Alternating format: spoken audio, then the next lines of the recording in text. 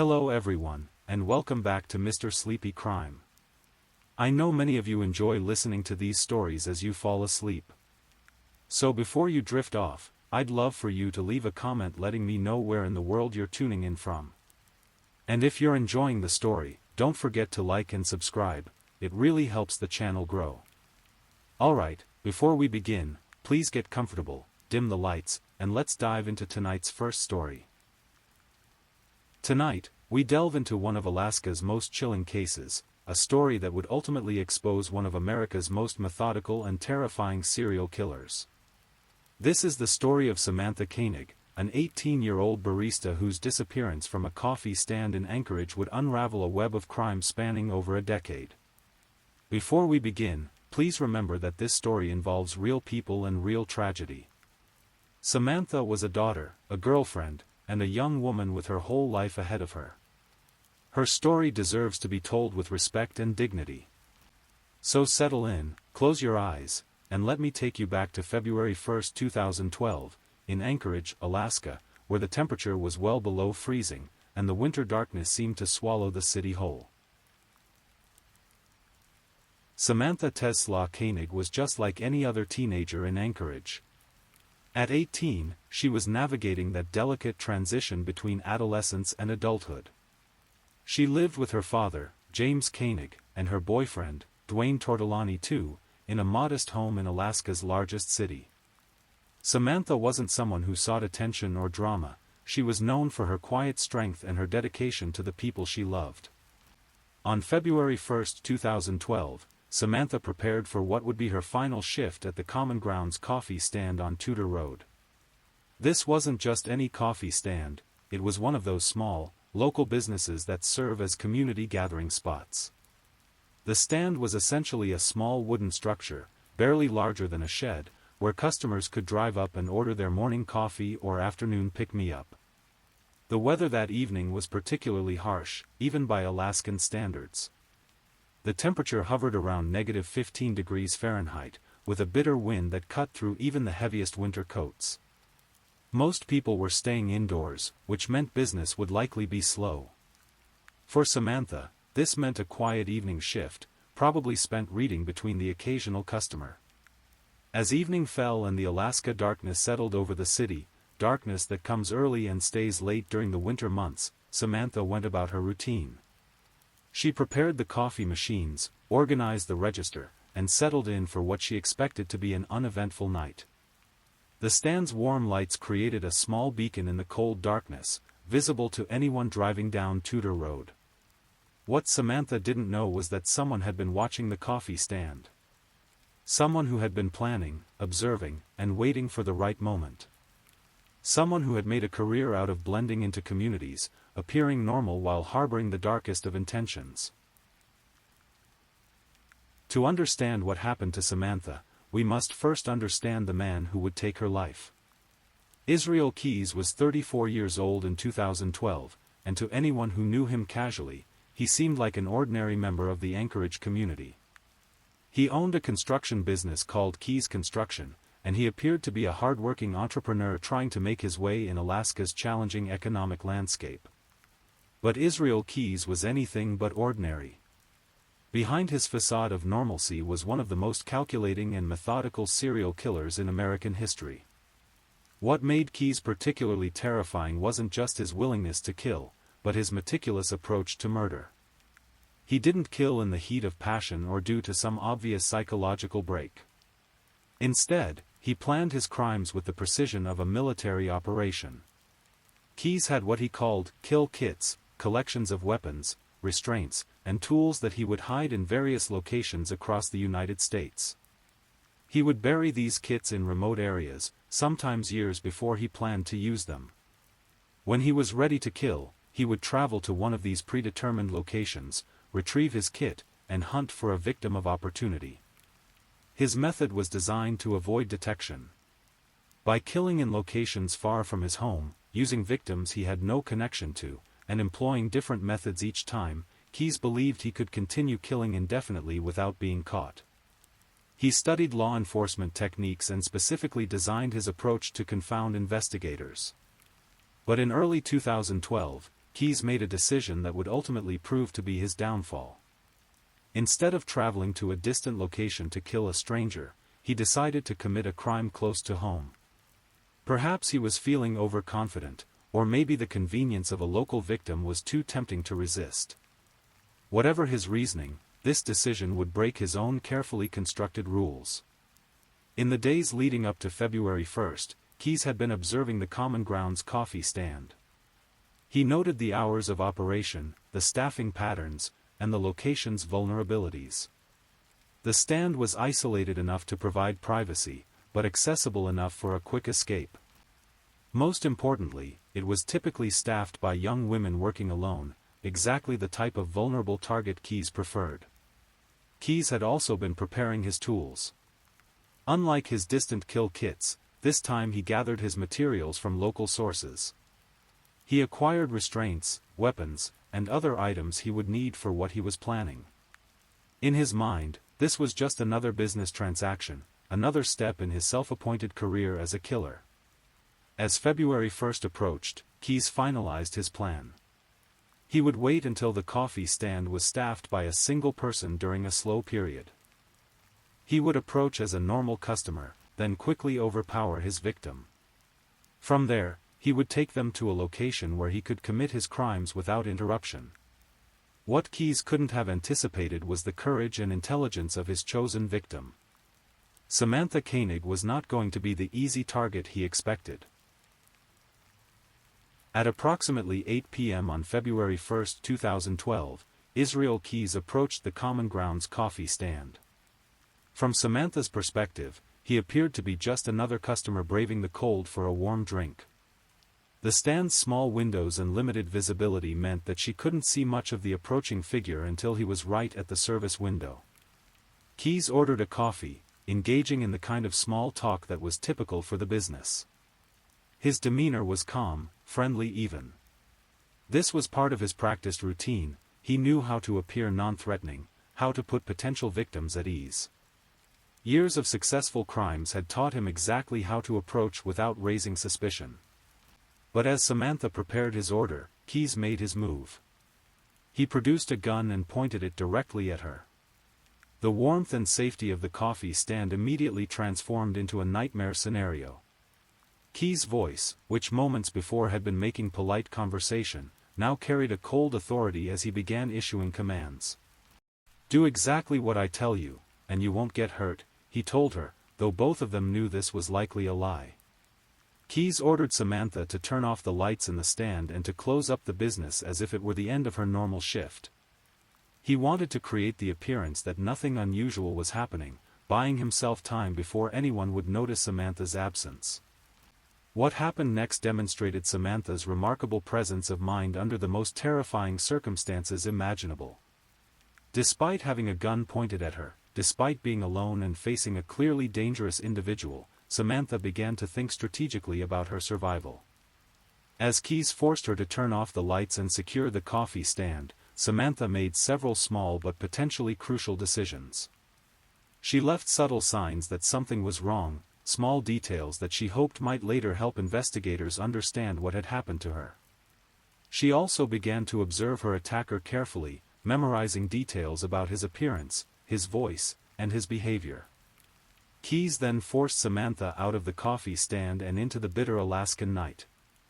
The temperature was still hovering around -15 degrees, and Samantha was not dressed for extended exposure to the elements. This was likely intentional on Keyes' part. The cold would make her more compliant and less likely to attempt an escape. He marched her to his vehicle, a white pickup truck that he had parked nearby.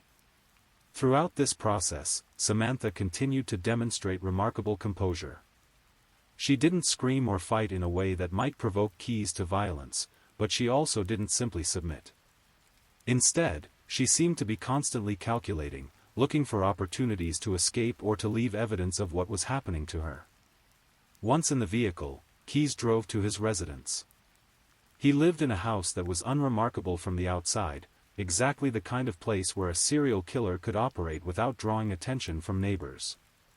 The house had an attached shed, which Keyes had prepared specifically for what he planned to do to Samantha. As they arrived at his property, Samantha would have realized that her situation was becoming increasingly desperate. She was now in her attacker's controlled environment, far from any potential help. But even in these circumstances, she continued to look for opportunities to survive. What Samantha couldn't have known was that Israel Keyes had not originally planned to kill her immediately. In a deviation from his usual methods, Keyes had decided to attempt to extract money from Samantha's family before committing murder. This decision would prove to be one of several crucial mistakes that would eventually lead to his capture. After securing Samantha in the shed behind his house, Keyes began interrogating her about her personal life, her family's financial situation, and her access to money. He was particularly interested in whether she had a bank account and whether her family might be able to pay a ransom for her safe return. Samantha told Keyes about her debit card and provided him with her PIN number. From her perspective, this compliance might buy her time to find an escape opportunity or time for someone to realize she was missing and begin looking for her. She may have also hoped that if Keyes could get money without killing her, he might actually let her go. This decision to provide her banking information demonstrated Samantha's continued strategic thinking even under extreme duress. She understood that her captor wanted something from her that didn't require her death, and she was willing to cooperate if it meant staying alive longer. Keyes left Samantha secured in the shed while he went to test her debit card. He drove to a nearby ATM and confirmed that the PIN she had provided was correct. The card worked, and he was able to withdraw money from her account. This successful transaction seemed to confirm that a ransom plan might work.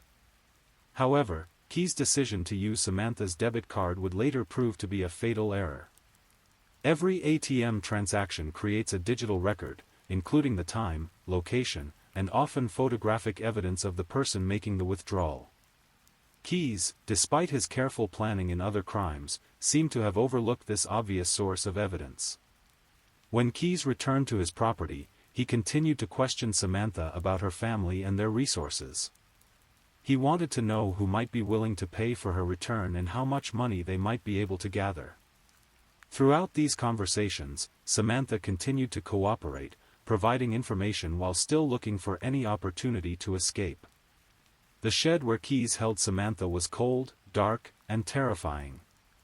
It was clear that this space had been prepared for exactly this purpose. It contained restraints and other items that suggested Keyes had used it before, or at least had planned to use it for criminal activities. For Samantha, the reality of her situation was becoming increasingly clear. But even as her circumstances grew more desperate, Samantha didn't give up. She continued to engage with Keyes, answering his questions and trying to appear compliant while secretly looking for any weakness in her captivity. She studied the shed's construction, tested her restraints when Keyes wasn't watching, and listened carefully to sounds from outside that might indicate the presence of neighbors or potential rescuers. As the night wore on, Keyes seemed to be formulating a more detailed ransom plan. He talked about contacting Samantha's family and demanding payment for her safe return. From his perspective, this approach offered the possibility of financial gain in addition to his primary motivation of exercising complete control over another human being. What Keyes may not have fully considered was that ransom crimes create additional risks for the perpetrator. Unlike his previous pattern of killing strangers in distant locations, a ransom demand would create a direct connection between him and his victim's family. It would give law enforcement a clear motive and a starting point for their investigation. Meanwhile, back at the coffee stand, Samantha's absence was beginning to be noticed. Her boyfriend, Dwayne Tortolani too, had planned to pick her up at the end of her shift. When he arrived at the Common Grounds coffee stand around 8:30 p.m., he found the business closed and Samantha nowhere to be found. This was unusual. Samantha was reliable and responsible, she always communicated her plans and would never simply disappear without explanation. Dwayne's initial reaction was confusion rather than panic. Perhaps she had gotten a ride home with someone else, or maybe she had closed early due to the slow business and harsh weather. But as Dwayne looked more closely at the scene, he began to notice details that didn't fit with a normal end-of-shift routine. The coffee stand appeared to have been closed hastily. There were small signs of disorder that weren't typical of Samantha's usually careful work habits. Most concerning, her personal belongings were still inside the stand, including items she would never have left behind. Dwayne tried calling Samantha's cell phone, but there was no answer. He drove to her father's house, hoping to find her there, but James Koenig hadn't seen his daughter since she left for work that evening. The worry that had been building in Dwayne's mind now began to crystallize into genuine fear. By 10 p.m., it was clear that something was seriously wrong. Samantha had been missing for 2 hours, and no one had heard from her. This wasn't like her at all. Dwayne and James made the decision to contact the police and report Samantha as a missing person. The initial police response was somewhat routine.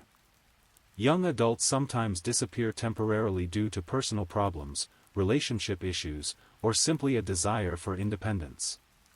Officers took the report seriously, but they also explained that most missing person cases resolve themselves within 24 to 48 hours. However, as the officers examined the coffee stand and spoke with Samantha's family and friends, they began to develop a more concerning picture. Everyone who knew Samantha described her as responsible and communicative.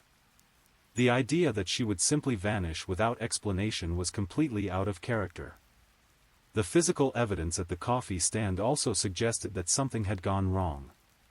While there were no obvious signs of a struggle, the hasty closure and abandoned personal belongings indicated that Samantha had left unexpectedly and probably not by choice.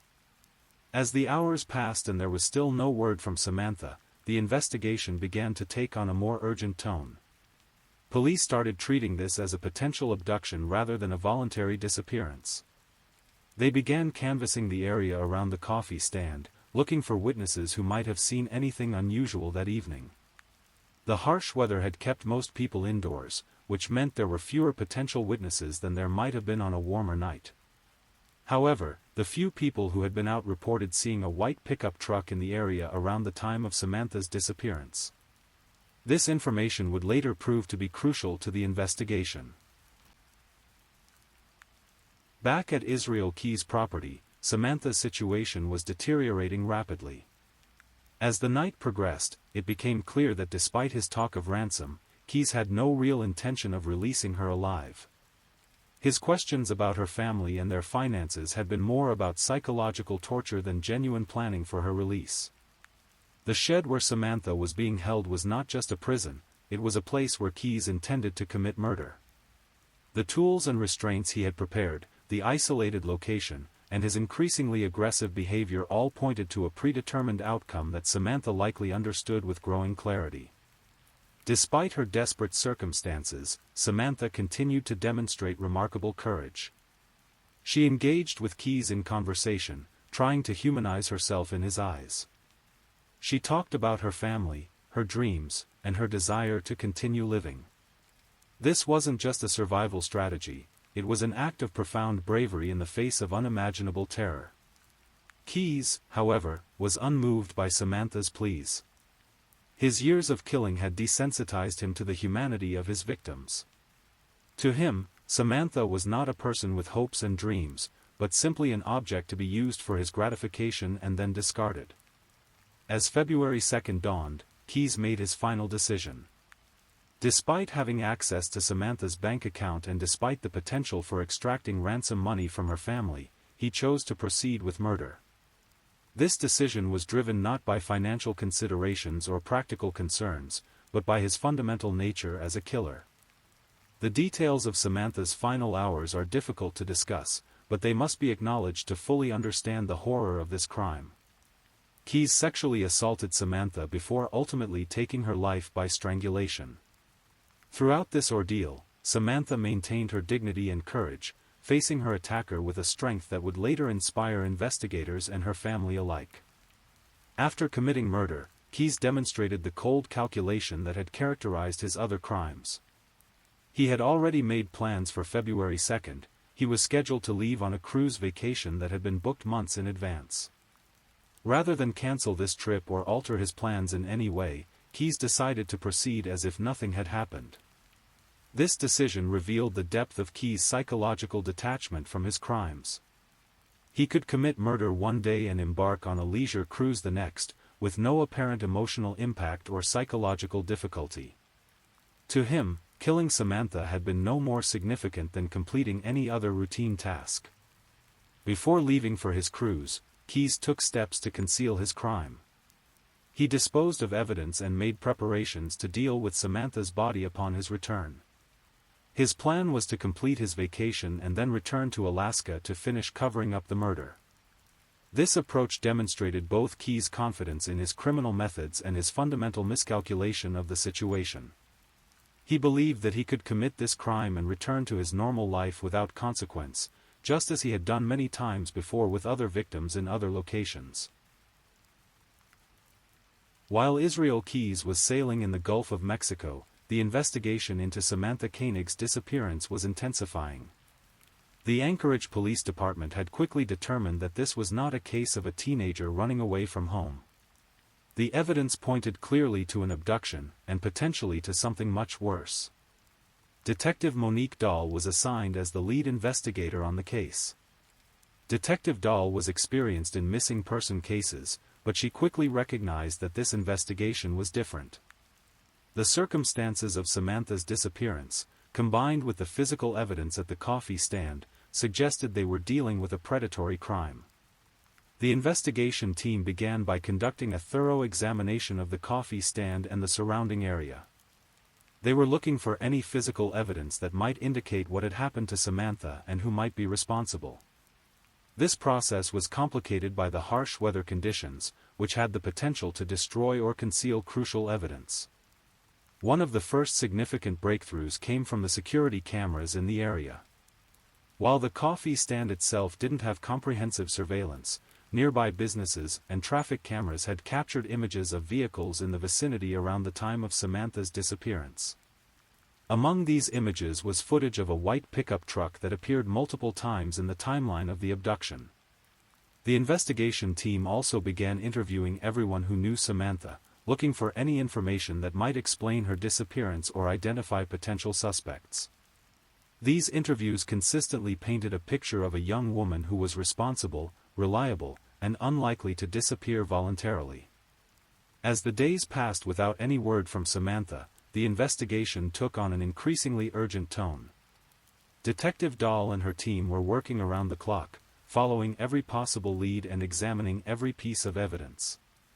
They understood that in cases like this, time was critical. The longer Samantha remained missing, the less likely it became that she would be found alive. The media attention surrounding the case was also intensifying. Samantha's disappearance had captured the attention of the Anchorage community and beyond. Her photo was appearing on news broadcasts and in newspapers across Alaska, and tips were beginning to come in from the public. One of the most promising leads came from witnesses who reported seeing a white pickup truck near the coffee stand on the night of the abduction. Multiple independent witnesses provided similar descriptions of the vehicle, which gave investigators confidence that this was a legitimate clue rather than a coincidence. The challenge was that white pickup trucks were extremely common in Alaska. The state's harsh weather and rugged terrain made pickup trucks a practical choice for many residents, and white was a popular color. This meant that investigators were potentially looking for one specific vehicle among thousands of similar ones. Despite this challenge, the investigation team began the painstaking process of tracking down white pickup trucks in the Anchorage area. They focused particularly on vehicles that had been in the vicinity of the coffee stand around the time of the abduction, using traffic camera footage and witness statements to narrow their search. As this investigative work continued, Detective Dahl was also preparing for the possibility that they might be dealing with a homicide rather than a missing person case. The circumstances of Samantha's disappearance, combined with the lack of any communication from her or her abductor, suggested that the outcome might not be positive. Israel Keyes returned from his cruise on February 17, 2012, more than 2 weeks after Samantha's abduction. During his time away, he had maintained his facade of normalcy, socializing with other passengers and participating in cruise activities as if he were simply a tourist enjoying a vacation. But upon his return to Anchorage, Keyes was confronted with evidence that his crime had not gone unnoticed. Samantha's disappearance was front-page news in local newspapers, and her photo was appearing regularly on television broadcasts. The investigation was clearly active and intensive, which was not what Keyes had expected. Despite this increased attention, Keyes proceeded with his plan to dispose of Samantha's body and complete the cover-up of his crime.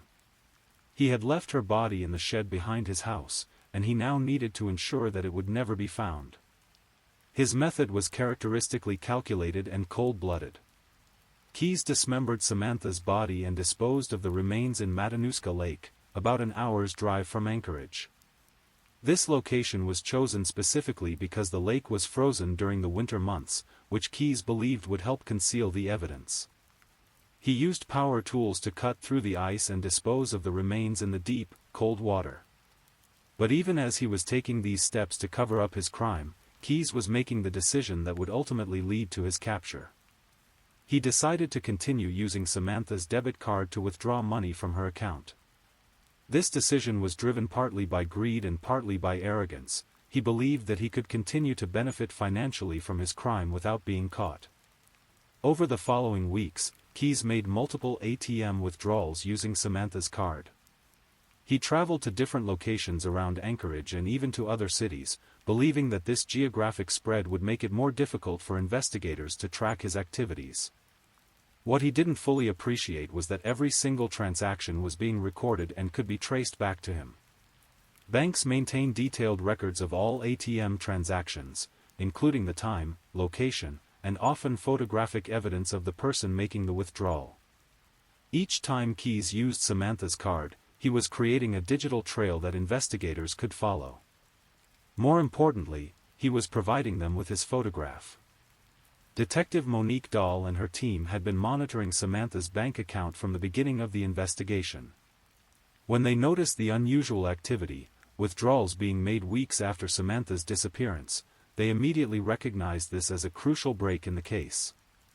The first few transactions had occurred while Keyes was out of state, which initially confused investigators. However, as more withdrawals were made in the Anchorage area, a pattern began to emerge. The person using Samantha's card was clearly someone with knowledge of her PIN number and access to her debit card. Working with the bank and ATM operators, investigators were able to obtain surveillance footage from multiple transaction locations. These images showed the same individual making withdrawals at different times and places using Samantha's card. While the image quality wasn't perfect, it was clear enough to begin building a description of the suspect. The investigation team now had their most promising lead since the beginning of the case. They had photographic evidence of someone who was almost certainly connected to Samantha's disappearance, and they had a clear pattern of criminal activity that they could trace and potentially predict. As March 2012 arrived, the investigation into Samantha Koenig's disappearance had evolved into a manhunt. Detective Dahl and her team had identified their primary suspect through the ATM surveillance footage, and they were working around the clock to determine his identity and location. The breakthrough came when investigators were able to enhance and analyze the ATM photographs more thoroughly. The images, while not perfect, provided enough detail for facial recognition analysis. More importantly, they showed distinctive features and clothing that could be used to identify the suspect. Working with federal authorities, the investigation team was able to determine that the person using Samantha's debit card was likely Israel Keyes. His name had come up during the investigation of white pickup trucks in the area, and when investigators looked more closely at his background, they discovered several concerning factors. Keyes owned a white pickup truck that matched witness descriptions from the night of Samantha's abduction. He lived in Anchorage and operated a construction business, which gave him knowledge of the local area and access to tools that could be used in criminal activities. Most significantly, his facial features matched the enhanced images from the ATM surveillance footage. As investigators dug deeper into Keyes' background, they discovered that he had an extensive travel history and had lived in multiple states over the previous decade. While this information wasn't immediately incriminating, it fit with the profile of someone who might be involved in multiple crimes across different jurisdictions. The decision was made to place Keyes under surveillance while investigators gathered additional evidence. They wanted to build the strongest possible case before making an arrest, and they also hoped that surveillance might lead them to Samantha's location if she was still alive. However, the surveillance revealed that Keyes was preparing to travel again. Intelligence indicated that he was planning to leave Alaska, potentially for an extended period. This created a dilemma for investigators. They could continue building their case and risk losing their suspect, or they could make an arrest based on the evidence they already had. On March 13, 2012, Israel Keyes was arrested in Lufkin, Texas, while driving a rental car. He had been tracked through his travel patterns and credit card usage, and federal authorities were waiting for him when he arrived in Texas. The arrest was made on charges related to the use of Samantha's debit card, though investigators suspected that more serious charges would follow. Keyes' arrest was the result of meticulous investigative work by multiple law enforcement agencies. The combination of witness statements, surveillance footage, financial records, and physical evidence had created an overwhelming case against him. His decision to continue using Samantha's debit card had provided investigators with the trail they needed to track him down. When news of the arrest reached Anchorage, there was a mixture of relief and apprehension in the community. Relief that a suspect had been captured, but apprehension about what this might mean for Samantha. The fact that Keyes had been using her debit card weeks after her disappearance suggested that she was no longer alive to use it herself. For Samantha's family, the arrest represented both hope and fear. Hope that they might finally get answers about what had happened to their daughter, but fear about what those answers might be. After his arrest, Israel Keyes was extradited back to Alaska to face charges related to Samantha Koenig's disappearance. Initially, he maintained his innocence and refused to cooperate with investigators. However, as the evidence against him mounted, Keyes began to realize that his situation was hopeless. In a series of interviews with FBI agents and local investigators, Keyes gradually began to confess to his crimes. What emerged from these confessions was a picture of one of the most prolific and methodical serial killers in American history. Keyes admitted to killing Samantha Koenig, providing details that only the perpetrator could have known. He described the abduction from the coffee stand, the time he held her captive in his shed, and ultimately her murder. These confessions finally gave Samantha's family the answers they had been desperately seeking, though the answers brought no comfort. But the Samantha Koenig case was just the beginning. As investigators continued to interview Keyes, he revealed that he had been killing for over a decade. He admitted to at least 3 confirmed murders and indicated that he had killed at least 7 other people, possibly more, across multiple states. Keyes described his methodology in chilling detail. He explained how he would travel to distant locations, kill strangers, and return home as if nothing had happened. He talked about his kill kits and his systematic approach to avoiding detection. The scope of his crimes was staggering and suggested that many unsolved murders across the country might be connected to him. However, before investigators could fully explore the extent of Keyes' crimes, the case took a final, tragic turn. On December 2, 2012, Israel Keyes was found dead in his jail cell, having committed suicide by cutting his wrists and strangling himself with bedsheets. His death meant that many questions about other potential victims would never be answered. For Samantha's family, Keyes' death brought a complex mixture of emotions. There was relief that he could never hurt anyone else, but also frustration that they would never get complete answers about what Samantha endured in her final hours. Samantha Koenig's story serves as a reminder of both the vulnerability we all face and the strength that ordinary people can show in extraordinary circumstances. Despite facing unimaginable terror, Samantha demonstrated courage, intelligence, and dignity that continue to inspire those who knew her story. Her case also highlighted the importance of thorough investigative work and the value of community support in solving crimes. The dedication of Detective Dahl and her team, combined with tips from concerned citizens, ultimately brought justice for Samantha. As we conclude this story, let us remember Samantha not as a victim, but as a young woman who faced evil with remarkable bravery. Her memory lives on in the hearts of those who loved her and in the commitment of law enforcement officers who continue to seek justice for victims of violent crime. Please, if you're new here, welcome to our channel where we explore true crime stories in a calm, respectful manner. Also, I want to use this opportunity to appreciate my amazing subscribers who've been rocking with me. Please, if you're still awake and listening, don't forget to comment where you're listening from and the current time in your corner of the world. Also, be sure to like this video and subscribe if you haven't already, so you don't miss our next true crime stories for sleep. Now, let's move on to our second story. Story 2. Tonight, we're traveling to the quiet suburbs of Eerie, South Carolina, where beneath the veneer of middle-class respectability, a web of gambling debts, marital discord, and betrayal would culminate in a shocking double murder that would rock this small community to its core. This is the story of Tammy Jo Parker and Brian Kapnerhurst, two lives cut short on April 13, 2012, in what initially appeared to be a tragic case of self-defense, but would ultimately reveal itself as something far more sinister. A calculated plan born from greed, desperation, and the dangerous world of illegal sports betting. So let me take you through the events that unfolded in the quiet neighborhood of Ascot Estates, where a husband's lies would unravel under the weight of evidence, and where surveillance cameras would capture the truth that no amount of manipulation could hide. Eerie, South Carolina, sits just northwest of Columbia, a bedroom community where tree-lined streets and well-maintained lawns create the illusion of the American dream realized. In 2012, Brett and Tammy Jo Parker seemed to embody that dream. They lived in a beautiful home in the upscale Ascot Estates neighborhood, raising their children in what appeared to be comfort and stability. Brett Parker was known in certain circles as more than just a suburban husband and father.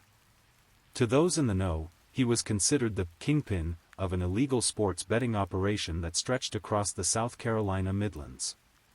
This wasn't your typical small-time bookie taking $20 bets on college football games. Brett's operation was sophisticated, lucrative, and dangerous. Tammy Jo Parker, at 44 years old, was described by friends and family as a devoted mother and wife. She worked diligently to maintain their household while Brett managed his various business ventures, both legal and otherwise. To the outside world, they appeared to be a successful couple who had achieved the stability that so many families strive for. But success in the world of illegal gambling is a precarious thing. Money flows in and out with the unpredictability of sporting events, and even the most successful bookies can find themselves on the wrong side of the odds.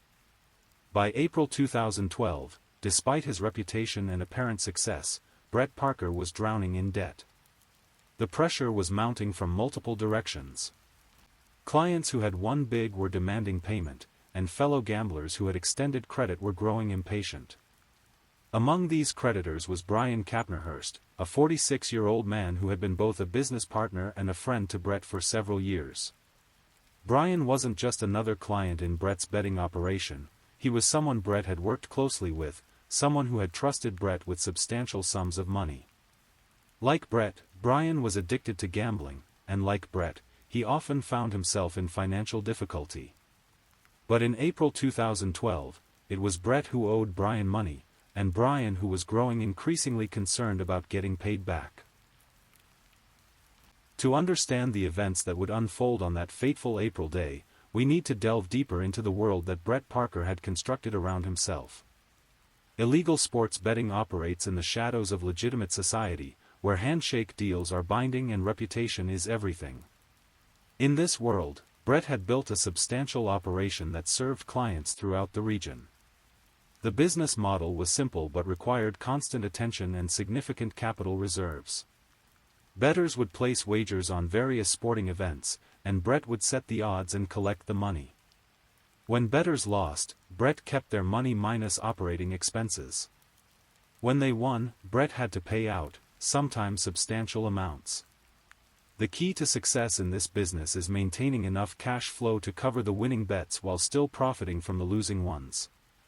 It requires careful calculation, substantial reserves, and the ability to manage risk across multiple events and clients. For years, Brett had managed this balancing act successfully, building a reputation as someone who could handle large bets and always paid his debts. But by 2012, something had gone wrong. Whether it was a series of bad beats, poor money management, or simply the inevitable result of his own gambling addiction, Brett found himself in serious financial trouble. The exact amount of his debts would never be fully known, but court records would later reveal that he owed significant sums to multiple people, including Brian Kapnerhurst. Brian Kapnerhurst was, in many ways, a mirror image of Brett. He was married to Cindy, had his own family responsibilities, and struggled with the same gambling addiction that plagued Brett. But unlike Brett, Brian wasn't running the operation, he was participating in it, both as a client and as a partner in various betting ventures. The relationship between Brett and Brian was complex. They were friends who had known each other for years, business partners who had worked together on various schemes, and fellow addicts who understood each other's struggles. But they were also creditor and debtor, and as Brett's financial situation deteriorated, their relationship became increasingly strained. Cindy Kapnerhurst would later tell investigators that Brian had grown increasingly worried about Brett's ability to pay back the money he owed. Brian had begun to suspect that Brett was in deeper financial trouble than he was admitting, and he feared that when confronted about the debt, Brett might become violent. This fear wasn't unfounded. The world of illegal gambling, despite its suburban veneer in Brett's case, is still a world where substantial amounts of money change hands based on trust and reputation. When that trust breaks down, violence is often the result. While Brett's business troubles were mounting, his marriage to Tammy Jo was also showing signs of strain. To understand the events of April 13, 2012, we need to examine the relationship between Brett and Tammy Jo Parker, and the various pressures that were building within their seemingly perfect suburban life. Marriage records show that Brett and Tammy Jo had been together for many years, but like many couples dealing with addiction and financial stress, their relationship had its challenges. Court documents would later reveal that Brett had been engaging in extramarital affairs, exchanging flirtatious messages with other women in the months and years leading up to Tammy Jo's death. But perhaps more significantly, investigators would discover that Brett had taken out a substantial life insurance policy on his wife. The policy was worth $1 million, an enormous sum that would have solved most, if not all, of Brett's financial problems. For a man drowning in gambling debts, the policy represented a potential solution to his mounting difficulties. The existence of this policy would become central to the prosecution's theory of the case.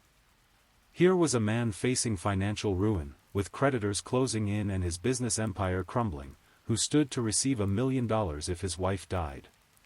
To prosecutors, this wasn't coincidence, it was motive. Tammy Jo, for her part, seemed unaware of the full extent of her husband's financial difficulties. Friends and family would later describe her as a devoted wife and mother who was focused on maintaining their household and caring for their children.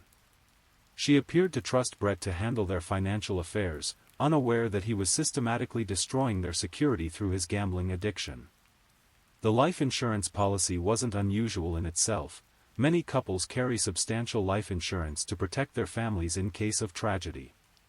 But combined with Brett's mounting debts, his extramarital activities, and the events that would unfold on April 13, the policy would take on a sinister significance. As spring arrived in 2012, the various pressures in Brett Parker's life were reaching a crescendo.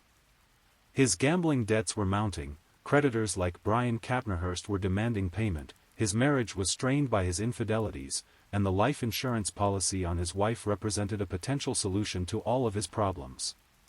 What happened next would shock the quiet community of Irmo and reveal the depths to which a man might sink when faced with the consequences of his own choices. Friday, April 13, 2012, began like any other day in the Ascot Estates neighborhood. Children were preparing for school, adults were getting ready for work, and the suburban rhythm of life was proceeding as normal. But inside the Parker household, events were already in motion that would shatter this peaceful facade forever. Brett Parker would later claim that he had arranged to meet with Brian Kapnerhurst that day to discuss their business relationship and to work out the details of the money he owed. This wasn't unusual. The two men had met many times before to discuss their various gambling ventures and financial arrangements. What Brett wouldn't tell investigators initially was the true nature of his relationship with Brian at this point. The friendship had soured as Brett's financial difficulties mounted, and Brian had grown increasingly aggressive in demanding repayment of the money Brett owed him. Brian had confided to his wife Cindy that he was concerned about meeting with Brett, fearing that the confrontation might turn violent. This fear led Brian to take an unusual precaution. Before leaving for his meeting with Brett that afternoon, Brian told his wife Cindy to call the police if she didn't hear from him within an hour. It was a request that spoke to Brian's level of concern about what might happen during their meeting. The exact timeline of events that afternoon would become crucial to the investigation. Brett's home was equipped with surveillance cameras, a detail that would prove instrumental in unraveling his story. These cameras captured Brian's arrival at the Parker home, but they would also capture inconsistencies in Brett's account of what happened next. According to Brett's initial story to police, Brian arrived at the house and immediately began acting aggressively. Brett claimed that Brian demanded access to a safe in the house where Brett kept cash, and when Brett refused, Brian shot Tammy Jo without warning. Brett then claimed that he grabbed his own gun and shot Brian in self-defense. This story painted Brett as a victim, a man whose business partner had suddenly turned violent, killing his wife and forcing him to defend himself. It was a story that, if true, would have generated sympathy for Brett and possibly resulted in no charges being filed against him. But the story had problems from the beginning. The timing didn't quite add up, the physical evidence didn't support certain aspects of Brett's account, and the surveillance footage from his own home would eventually reveal fatal flaws in his narrative.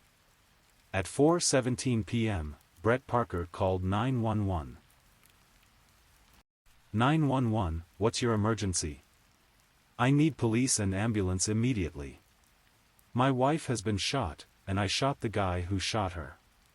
The 911 call that Brett Parker made on the afternoon of April 13, 2012, would become one of the most crucial pieces of evidence in the case. In those first few minutes, as operators tried to understand what had happened, Brett established the narrative he hoped would save him from prosecution. During the call, Brett portrayed himself as a man in shock, having just witnessed the murder of his wife and been forced to kill in self-defense. His voice carried the appropriate level of distress, and his account seemed plausible to the operators who were trying to dispatch emergency services to the scene. Brett told the operators that Brian Kapnerhurst had entered his home, immediately shot his wife Tammy Jo, and then demanded money from a safe. When Brett refused, Brett claimed he was forced to retrieve his own gun and shoot Brian to protect himself. He came in and shot my wife, Brett told the operator. I had to shoot him. I had to protect myself. The call lasted several minutes as operators tried to gather information about the scene and ensure that emergency responders would be safe when they arrived. Brett maintained his story throughout the call, consistently portraying Brian as the aggressor and himself as a victim of circumstances. When the first responders arrived at the Ascot Estates home, they found a scene that appeared to support Brett's account. Tammy Jo Parker was dead from a gunshot wound, and Brian Kapnerhurst was also dead from a gunshot wound. Brett was present and cooperative, maintaining his story about what had transpired. The initial response team included patrol officers, detectives, and crime scene investigators from the Richland County Sheriff's Department. As they began to process the scene, they noted the positions of the bodies, the locations of the weapons, and other physical evidence that would help them understand what had occurred. At first glance, the scene seemed consistent with Brett's story. There were two guns present, one that had been used to shoot Tammy Jo, and another that had been used to shoot Brian. Brett's account of defending himself after Brian killed his wife seemed to match the physical evidence they were observing. But experienced investigators know that crime scenes often tell more complex stories than they initially appear to reveal. Small details, inconsistencies in witness accounts, and careful analysis of physical evidence can reveal truths that aren't immediately apparent. As the investigation progressed through that first evening and into the next day, detectives began to notice elements that didn't quite fit with Brett's narrative. The timing of events, the positions of the bodies, and other subtle details started to create questions about what had really happened in the Parker home that afternoon. Detective work in a case like this requires methodical attention to detail and a willingness to question even seemingly obvious narratives. The investigators from the Richland County Sheriff's Department who responded to the Parker home that evening understood that their initial assessment might not tell the complete story. The crime scene investigation was comprehensive. Investigators photographed everything, measured distances between objects, collected physical evidence, and began the process of analyzing the ballistic evidence that would help them understand the sequence of events. The house itself was substantial, a well-appointed home in an upscale neighborhood with multiple rooms, modern amenities, and the security camera system that would prove so crucial to the case. The cameras had been recording throughout the day, capturing not just Brian's arrival but also other details that would become important as the investigation progressed. One of the first things investigators noticed was the positioning of the bodies. Tammy Jo Parker was found in one area of the house, while Brian Kapnerhurst was found in another. The location suggested a specific sequence of events, but investigators needed to determine whether that sequence matched Brett's account. The weapons were also important pieces of evidence. Both guns would be tested for fingerprints, and ballistic analysis would determine which weapon had been used to kill which victim. The investigators also looked for gunshot residue on the various parties involved, which could provide clues about who had fired which weapon. But perhaps most importantly, investigators began the process of interviewing Brett Parker in detail about the events of that afternoon. In cases like this, inconsistencies in the suspect's story often provide the first clues that something isn't as it appears. Brett was cooperative during these initial interviews, maintaining his story about Brian's sudden attack and his need to defend himself. But as investigators pressed for more details about the timeline, the positions of the various parties, and other specifics, small inconsistencies began to emerge. Meanwhile, investigators were also reaching out to others who knew the parties involved. They spoke with neighbors, family members, and associates from Brett's gambling operation. These interviews began to paint a picture of the relationships and financial pressures that had been building in the months before the killings. One of the most significant early interviews was with Cindy Kapnerhurst, Brian's widow.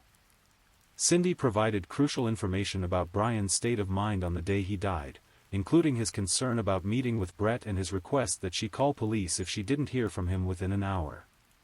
This information immediately raised red flags for investigators. If Brian had been planning to attack Brett and Tammy Jo, why would he have been concerned about his own safety? Why would he have asked his wife to call police if he didn't return home safely? As the investigation deepened, detectives began to uncover the complex financial relationships that connected Brett Parker and Brian Kapnerhurst. The world of illegal sports betting that both men inhabited was one where large sums of money changed hands regularly, but where trust and reputation were everything. Interviews with other members of their gambling circle revealed that Brett had been struggling financially for months before the murders. Several sources indicated that Brett owed money to multiple people, including substantial amounts to Brian Kapnerhurst. The picture that emerged was of a man whose gambling operation was failing and who was facing increasing pressure from creditors. The investigators also discovered the existence of the $1 million life insurance policy on Tammy Jo Parker. When combined with Brett's financial difficulties, this policy represented a clear motive for murder. $1 million would have solved most, if not all, of Brett's money problems. But investigators needed more than motive to build a case. They needed evidence that Brett had actually committed the murders, not just theoretical reasons why he might have wanted to commit them. This is where the surveillance footage from Brett's own home security system became crucial. The cameras had captured Brian's arrival at the house that afternoon, but they had also captured other details about the timing of events. As investigators carefully analyzed the footage, they began to see discrepancies between what the cameras showed and what Brett had told them. According to Brett's story, Brian had arrived at the house and immediately begun shooting.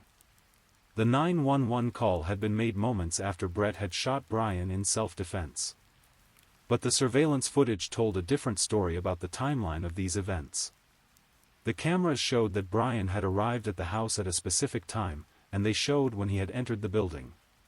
But when investigators compared this timing to when the 911 call had been made, they discovered a significant gap. 11 minutes had passed between Brian entering the house and Brett calling for help. 11 minutes is a long time in a violent confrontation.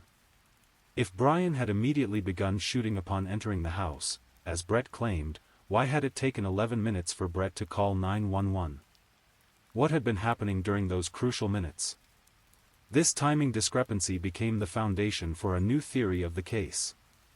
Instead of Brian being the aggressor who had attacked immediately upon entering the house, investigators began to suspect that something much more complex had occurred during those 11 minutes. 43 days after the murders, investigators made a breakthrough that would change everything. They had been methodically reviewing the surveillance footage from Brett Parker's home security system, looking for any details that might have been missed in their initial analysis. The cameras had captured multiple angles of the property, including views of the driveway, the front entrance, and some interior areas. This footage provided a nearly complete record of Brian Kapnerhurst's arrival and the initial events of that afternoon. But it was during this detailed review that investigators noticed something that had initially been missed. The footage revealed evidence that contradicted Brett's account of the events in a fundamental way. While the specific details of what the cameras captured were not fully released to the public, court records indicate that the footage showed the murders had not occurred in the sequence Brett had described. Most significantly, the surveillance evidence suggested that Tammy Jo Parker had been killed before Brian Kapnerhurst even arrived at the house. This completely undermined Brett's story that Brian had burst in and immediately shot Tammy Jo, forcing Brett to respond in self-defense. If Tammy Jo was already dead when Brian arrived, then Brian could not have been her killer. And if Brian wasn't the killer, then Brett's claim of self-defense became meaningless. Instead of being a victim defending himself and his wife, Brett became the prime suspect in a double murder. The surveillance footage also revealed other details about the timing and sequence of events that contradicted Brett's account. The 11-minute gap between Brian's arrival and the 911 call took on new significance when viewed in light of this evidence. Investigators now believed they understood what had really happened that afternoon. Brett had killed his wife first, possibly while Brian was on his way to the house for their meeting. When Brian arrived, Brett had then killed him as well, staging the scene to make it appear that Brian had been the aggressor. This theory explained several aspects of the case that had troubled investigators from the beginning. It explained why Brian had been concerned about his safety before the meeting. It explained the timing discrepancies in Brett's account. And it provided a clear motive: Brett needed to eliminate his wife to collect the insurance money, and he needed to eliminate Brian to prevent him from demanding repayment of his debts. 3 months after the murders, on July 13, 2012, Brett Parker was arrested and charged with 2 counts of murder. The arrest came after investigators had spent weeks building their case, analyzing evidence, and preparing for what they knew would be a complex prosecution. The charges against Brett were serious: 2 counts of murder in the first degree, which in South Carolina could potentially result in the death penalty. Prosecutors would need to prove not only that Brett had committed the murders, but that they had been premeditated rather than crimes of passion. The evidence they had compiled was substantial. The surveillance footage that contradicted Brett's account, the financial records showing his mounting debts, the life insurance policy that provided motive, and the testimony from Brian's widow about his concerns all combined to paint a picture of calculated murder rather than self-defense. But Brett's defense team would not concede the case easily. They maintained that Brett's original story was true, that Brian Kapnerhurst had murdered Tammy Jo Parker and that Brett had killed Brian in self-defense. They would argue that the prosecution's interpretation of the evidence was flawed and that Brett was indeed a victim of circumstances.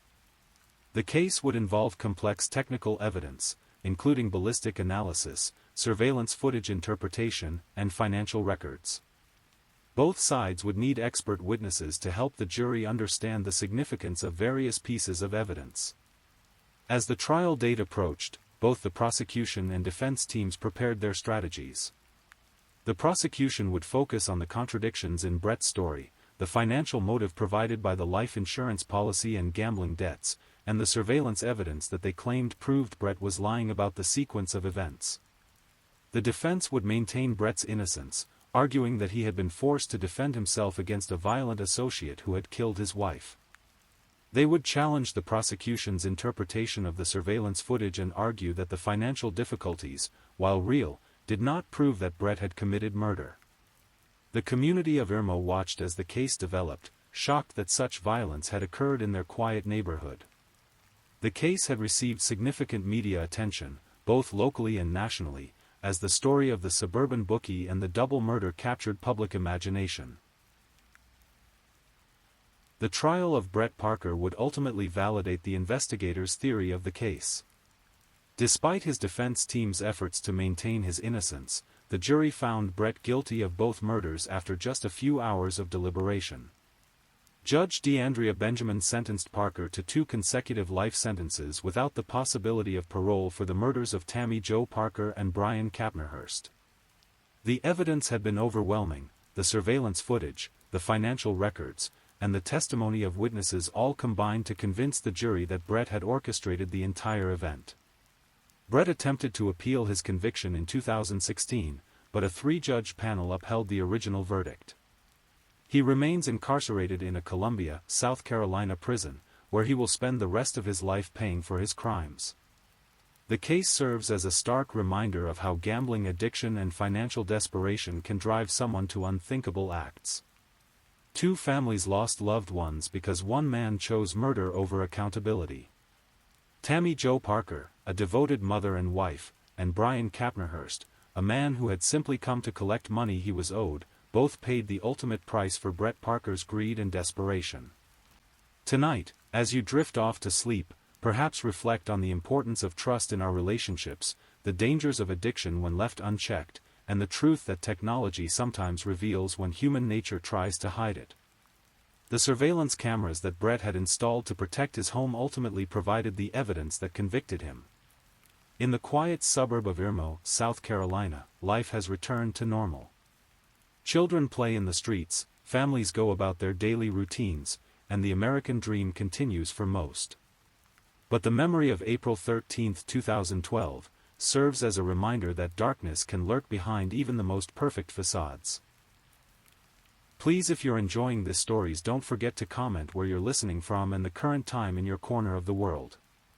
Also, be sure to like this video and subscribe if you haven't already, so you don't miss our next true crime stories for sleep.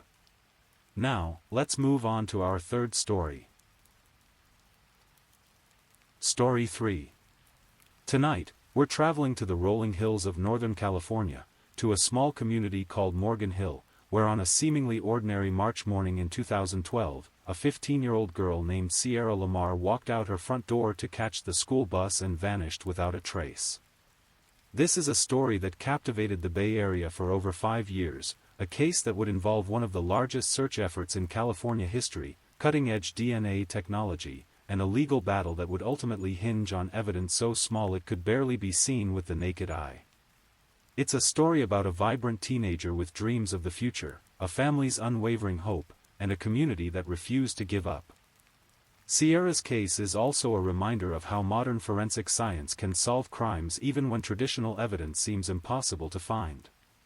Her body was never recovered, no murder weapon was ever discovered, and no crime scene was ever located. Yet justice would eventually prevail through the power of genetic evidence and the relentless dedication of investigators who refused to let her disappearance become just another cold case. So let's explore the mysterious disappearance of Sierra Lamar, a case that would test the limits of both technology and human determination. Sierra Lamar was born on July 11, 1995, in Fremont, California, but she called Morgan Hill home. This small city of about 40,000 people sits nestled in the southern part of Santa Clara County, surrounded by rolling hills covered in golden grass and dotted with oak trees. It's the kind of place where everyone knows everyone, where high school football games are community events, and where children can walk to school without their parents worrying. Sierra lived with her mother, Marlene, and stepfather, Steve Lamar, in a modest single-story home on Doherty Avenue, in a quiet residential neighborhood where the houses sit on large lots with mature trees and well-tended gardens. The family had moved to this particular house when Sierra was in middle school, seeking the safety and community feel that Morgan Hill offered.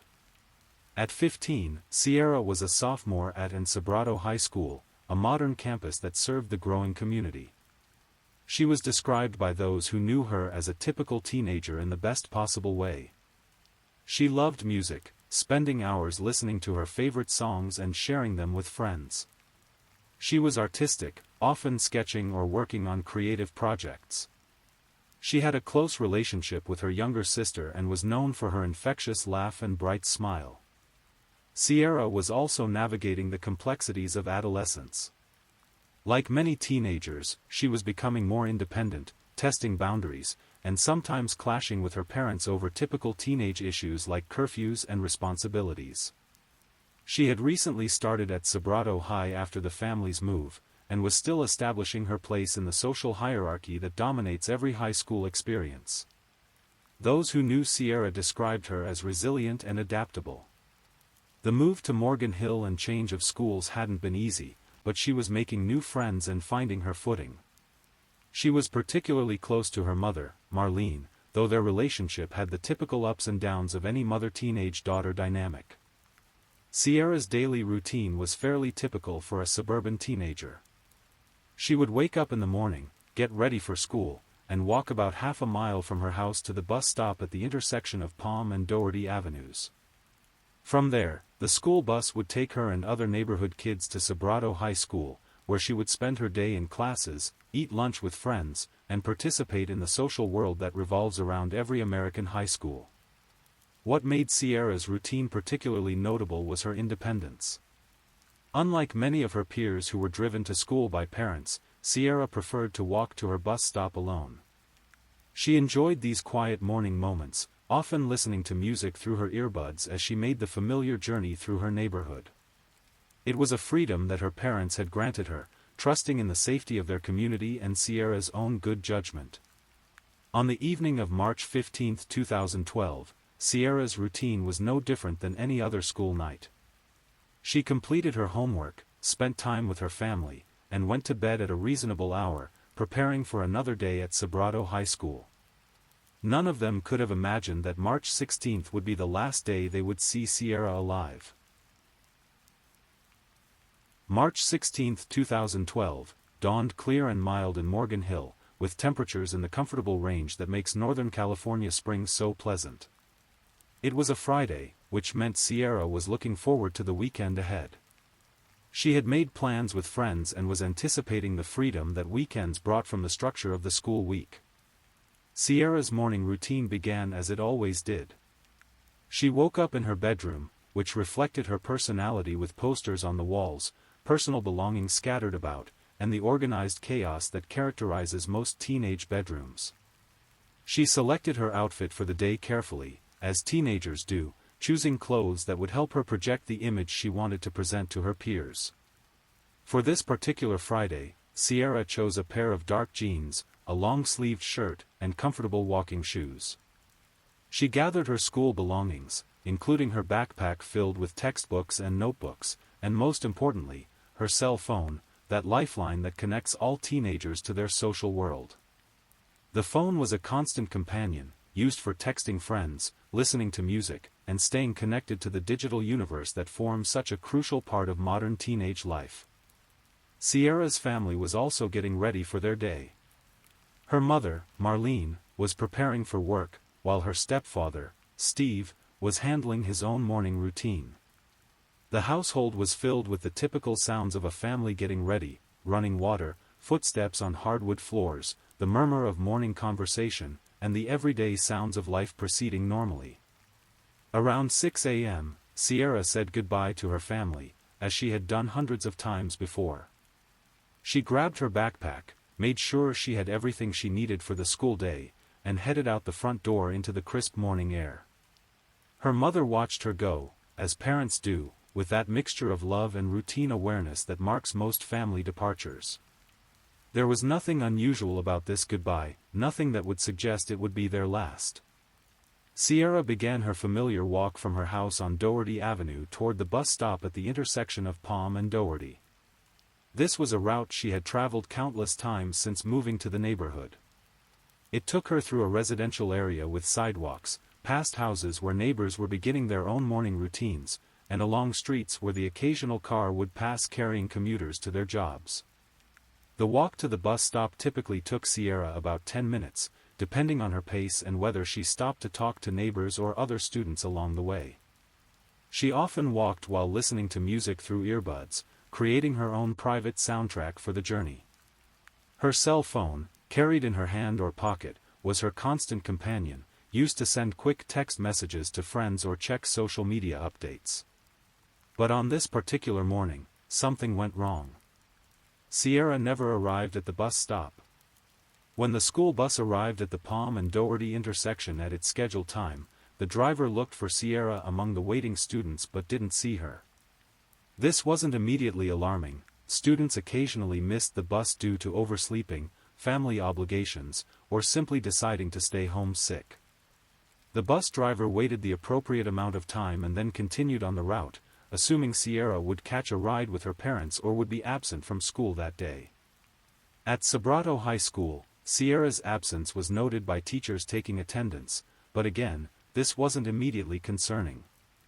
Students missed school for various reasons, and the administrative staff simply marked her as absent, assuming she would return the following Monday or that her family would call to explain her absence. It wasn't until later in the day that Sierra's absence began to take on a more ominous tone. When she didn't return home at her usual time after school, her family began to worry. Marlene tried calling Sierra's cell phone, but the calls went straight to voicemail. She reached out to Sierra's friends to see if anyone had seen her or knew where she might be, but no one had heard from her since the previous day. As the hours passed and Sierra remained unreachable, her family's concern grew into genuine alarm. This wasn't typical behavior for Sierra. While she was a teenager who valued her independence, she was also responsible about communicating with her family about her whereabouts. She wouldn't simply disappear without telling anyone where she was going. By evening, when Sierra still hadn't come home or contacted anyone, her family made the decision that would officially begin one of the most extensive missing person investigations in California history. They called the Santa Clara County Sheriff's Office to report Sierra missing. The initial response from law enforcement was measured, as it typically is with missing teenager reports. Many teenage disappearances resolve themselves within 24 to 48 hours, with the missing person returning home after staying with friends, having a family argument, or simply losing track of time. However, the deputies who responded to the Lamar family's call recognized that Sierra's disappearance had elements that were more concerning than typical teenage runaway situations. The Santa Clara County Sheriff's Office began their investigation into Sierra's disappearance with the systematic approach that characterizes modern missing person cases. Deputies interviewed Sierra's family members, gathering information about her habits, her friends, her school performance, and any recent changes in her behavior that might provide clues about where she might have gone or what might have happened to her. The family provided investigators with Sierra's cell phone number, hoping that technology might provide answers. In 2012, cell phone tracking was becoming an increasingly important tool in missing person investigations, and investigators immediately began working with Sierra's cellular provider to determine the last known location of her phone and to track its movements on the morning of March 16. The cell phone data revealed something troubling. Sierra's phone had been active early in the morning, sending and receiving text messages as she prepared for school. However, the phone's signal disappeared sometime around 6:30 a.m., which coincided with the time she would have been walking to her bus stop. The last cell tower to receive a signal from Sierra's phone was located near her neighborhood, confirming that she had at least begun her journey to school that morning. Simultaneously, investigators began canvassing Sierra's neighborhood, going door to door to interview residents and ask if anyone had seen her on the morning of March 16 or if they had noticed anything unusual in the area. They were looking for any witnesses who might have seen Sierra walking to her bus stop, any unusual vehicles in the neighborhood, or any disturbances that might indicate something had gone wrong. The canvassing efforts revealed that several neighbors had seen Sierra walking toward her bus stop that morning, confirming that she had indeed left her house and begun her usual journey to school. However, no one reported seeing her arrive at the bus stop itself, and no one witnessed any kind of altercation or unusual incident. As the investigation progressed into its second and third days, the scope of the search began to expand dramatically. The Santa Clara County Sheriff's Office recognized that this was likely not a simple runaway situation and began treating Sierra's disappearance as a potential abduction case. This shift in perspective brought additional resources to the investigation and triggered protocols designed for more serious missing person cases. The search for Sierra quickly became one of the largest missing person operations in California history. Law enforcement agencies from across the region contributed personnel and resources, including search and rescue teams, K-9 units, mounted patrol officers, and aviation units with helicopters equipped with sophisticated search equipment. The community of Morgan Hill rallied around Sierra's family in a way that exemplified the best of small-town America. Volunteers organized search parties, created and distributed missing person flyers, and established information centers to coordinate civilian search efforts. Local businesses donated food, supplies, and services to support the search teams. The story of Sierra's disappearance spread through social media and local news coverage, generating thousands of tips and potential leads. Professional search teams methodically combed through the area surrounding Sierra's home and the route she would have taken to her bus stop. They searched through residential neighborhoods, examining every yard, shed, and outbuilding where someone might hide evidence or where Sierra might be held. They expanded their search to include nearby open spaces, including the rolling hills and agricultural areas that surround Morgan Hill. The terrain around Morgan Hill presented both opportunities and challenges for the search teams. The area includes thousands of acres of rolling hills covered with grassland and oak trees, providing countless locations where evidence might be hidden or where someone might conceal a crime.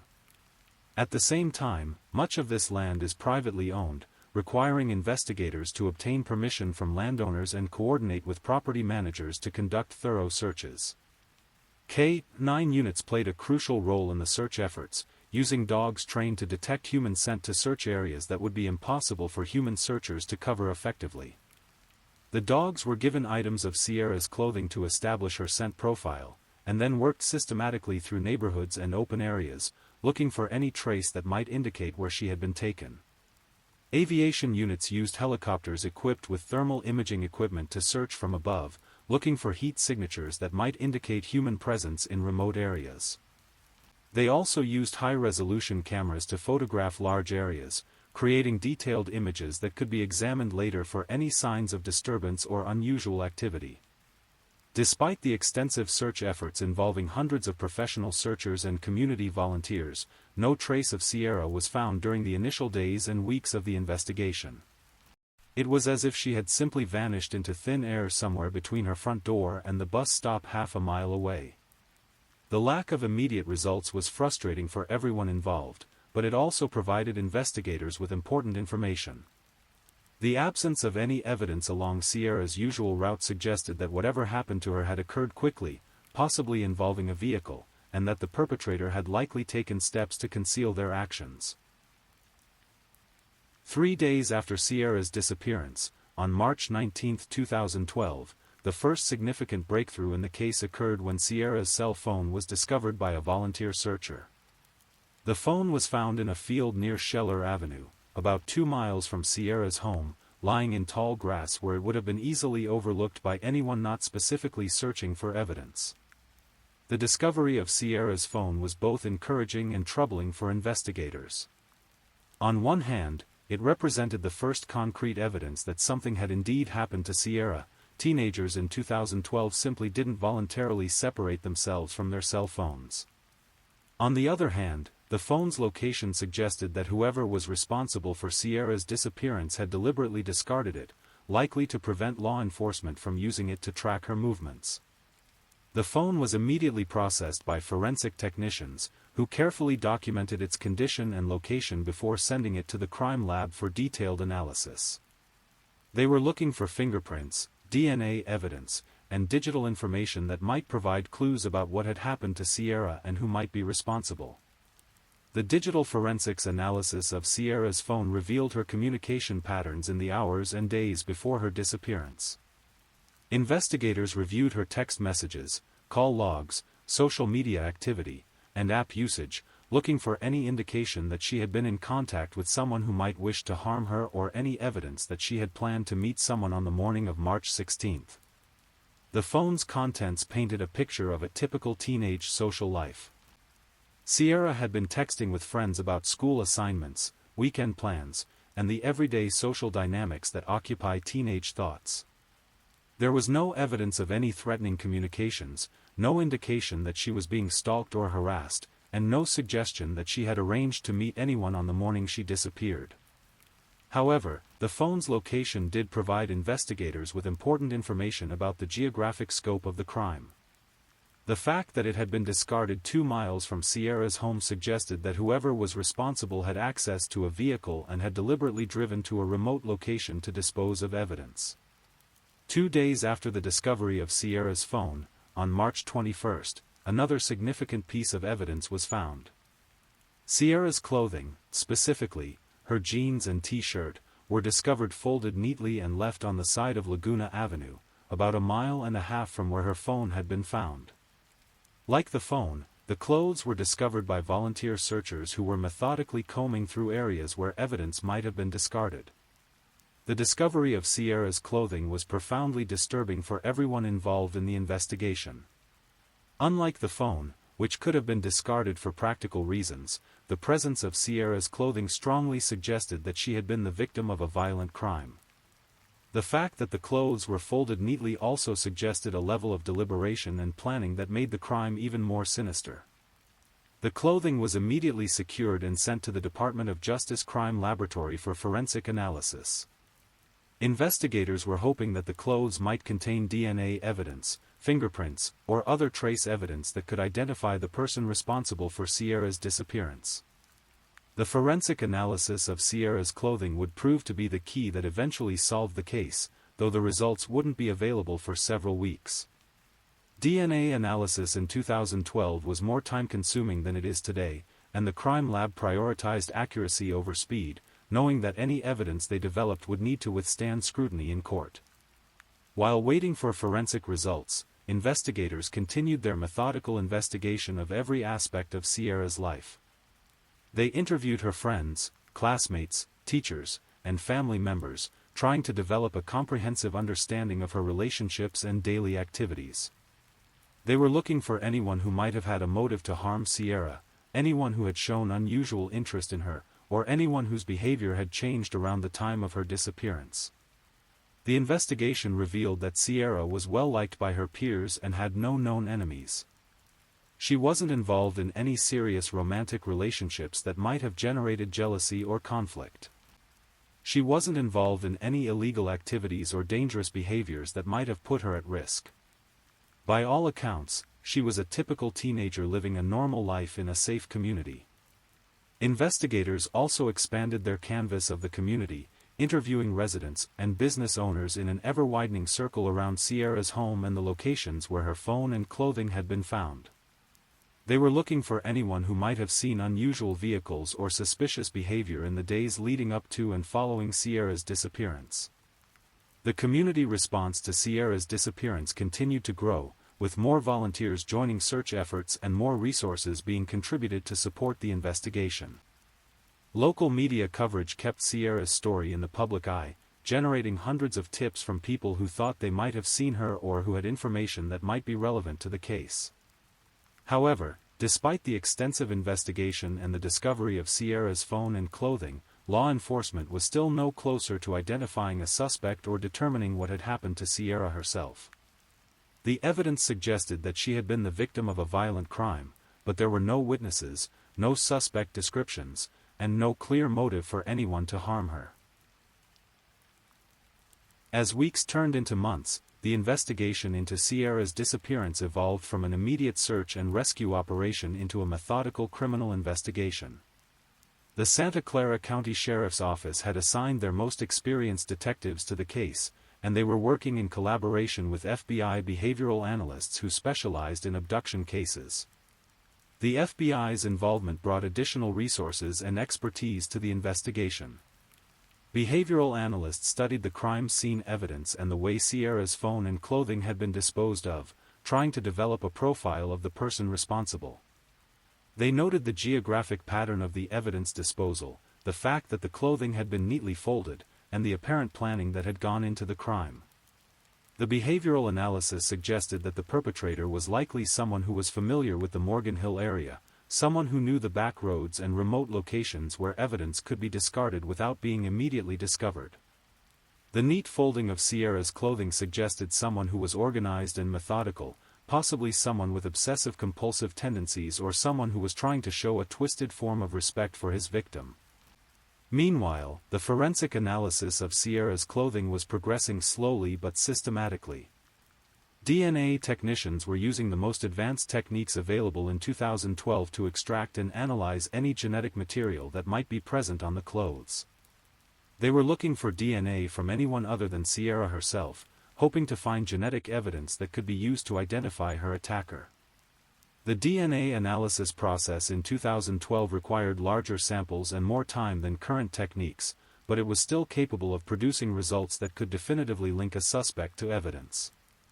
The technicians worked methodically, extracting DNA from multiple locations on Sierra's jeans and shirt, and then amplifying the samples to create genetic profiles that could be compared to DNA databases. While the forensic work continued, investigators were also pursuing traditional detective work, following up on hundreds of tips that had been generated by media coverage of Sierra's disappearance. Each tip had to be evaluated and investigated, a time-consuming process that required significant manpower but was essential to ensure that no potential leads were overlooked. Some tips led investigators to interview registered sex offenders in the area, looking for anyone who might have had the opportunity and inclination to harm Sierra. They conducted thorough background checks, verified alibis, and in some cases collected DNA samples for comparison with evidence from the crime scene. Other tips led investigators to examine Sierra's digital footprint more thoroughly, looking through her social media accounts, her computer usage, and her online activities for any indication that she might have been in contact with someone who wished to harm her. They worked with technology companies to access her accounts and recover any deleted communications that might be relevant to the case. The investigation also expanded to include a detailed analysis of vehicles that might have been in Sierra's neighborhood on the morning of March 16. Investigators collected surveillance footage from businesses and homes in the area, looking for any unusual vehicles or any vehicles that appeared in multiple locations along the route where evidence had been found. This vehicle analysis was particularly challenging because Morgan Hill is a suburban community with busy streets and many commuters passing through each morning. Investigators had to sort through hundreds of hours of video footage, documenting every vehicle that appeared in the relevant areas and then trying to identify and interview the drivers. The passage of time brought both challenges and opportunities to the investigation. On one hand, memories faded, witnesses moved away, and the immediate urgency of the search began to diminish. On the other hand, investigators had more time to thoroughly analyze evidence, to follow up on complex leads, and to build comprehensive cases against potential suspects. The Lamar family remained actively involved in the investigation, working closely with law enforcement and continuing to organize community awareness events to keep Sierra's story in the public eye. They established a foundation in Sierra's name, both to support the ongoing search efforts and to help other families dealing with missing person cases. The family's persistence and the continued community support helped ensure that resources remained available for the investigation even as months passed without a resolution.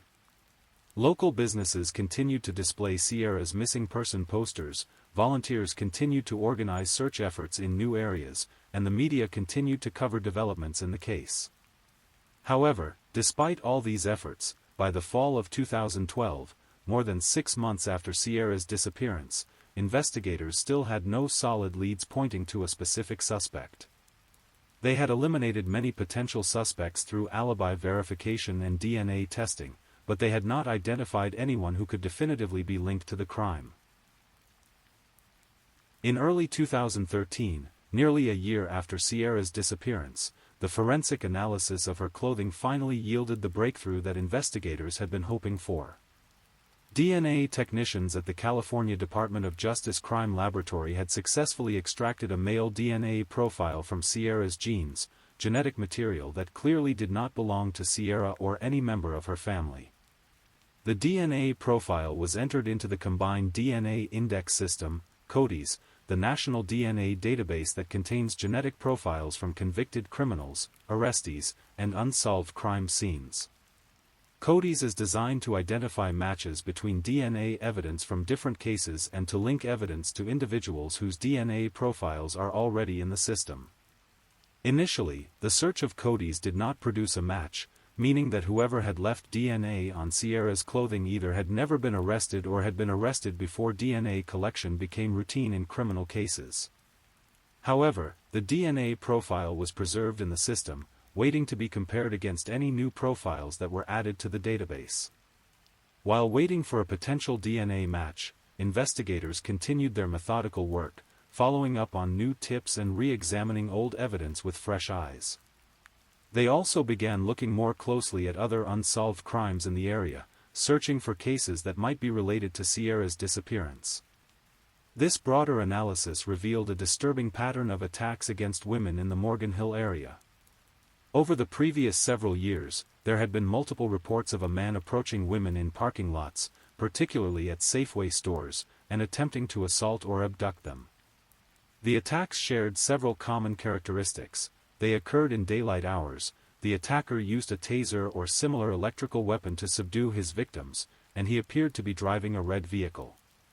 The connection between these attacks and Sierra's disappearance wasn't immediately obvious, since Sierra had been walking to her bus stop rather than shopping at a store.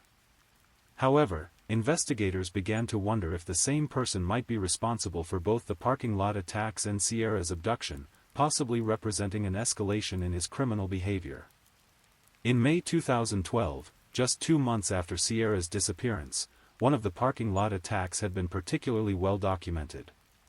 A woman had been approached by a man with a taser in a Safeway parking lot, but she had managed to escape and had provided police with a detailed description both of her attacker and of his vehicle, a red Volkswagen Jetta.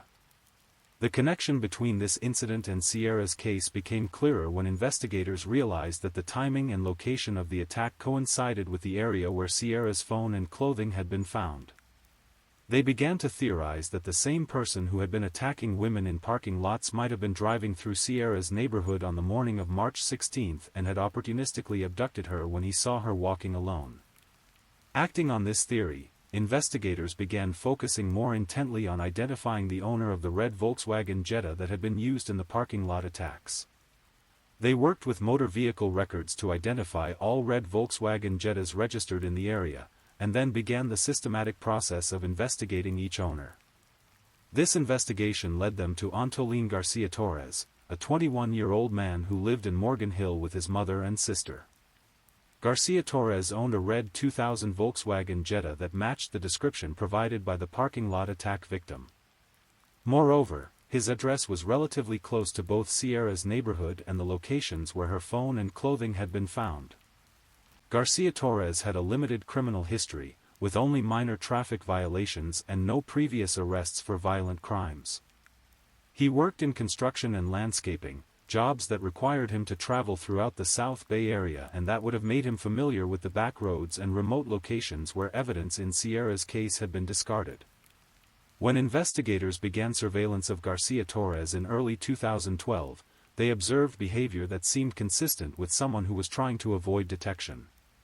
He appeared to be taking unusual routes to and from work, he seemed nervous when driving, and he made several trips to remote areas that had no apparent purpose related to his employment.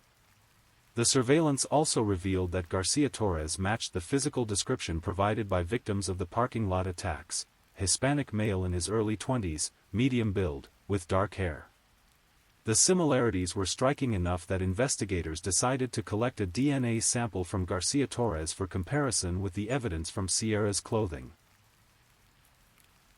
On May 21, 2012, more than 2 months after Sierra's disappearance, investigators made the decision to arrest Antolin Garcia Torres. The arrest was the culmination of weeks of intensive surveillance and investigation, and it was based on a combination of DNA evidence, witness testimony from the parking lot attacks, and circumstantial evidence linking Garcia Torres to the locations where Sierra's phone and clothing had been found. The DNA comparison had confirmed what investigators suspected: the genetic material found on Sierra's genes matched Garcia Torres' DNA profile. The match was definitive, with statistical odds of it being a coincidence calculated at less than 1 in several billion. This genetic evidence provided the foundation for the criminal charges against Garcia Torres. The arrest took place at Garcia Torres' workplace, where he was taken into custody without incident. Investigators simultaneously served search warrants on his home and his red Volkswagen Jetta, looking for any additional evidence that might connect him to Sierra's disappearance or to the other attacks on women in the area. The search of Garcia Torres' vehicle proved particularly productive. Investigators found items that appeared to be restraints, including rope and zip ties, that could have been used to control a victim. They also found what appeared to be a taser or similar electrical weapon, consistent with the weapons used in the parking lot attacks. More significantly, forensic analysis of the car's interior revealed additional DNA evidence. Sierra's DNA was found on the passenger side armrest of the Jetta, providing further confirmation that she had been inside Garcia Torres' vehicle.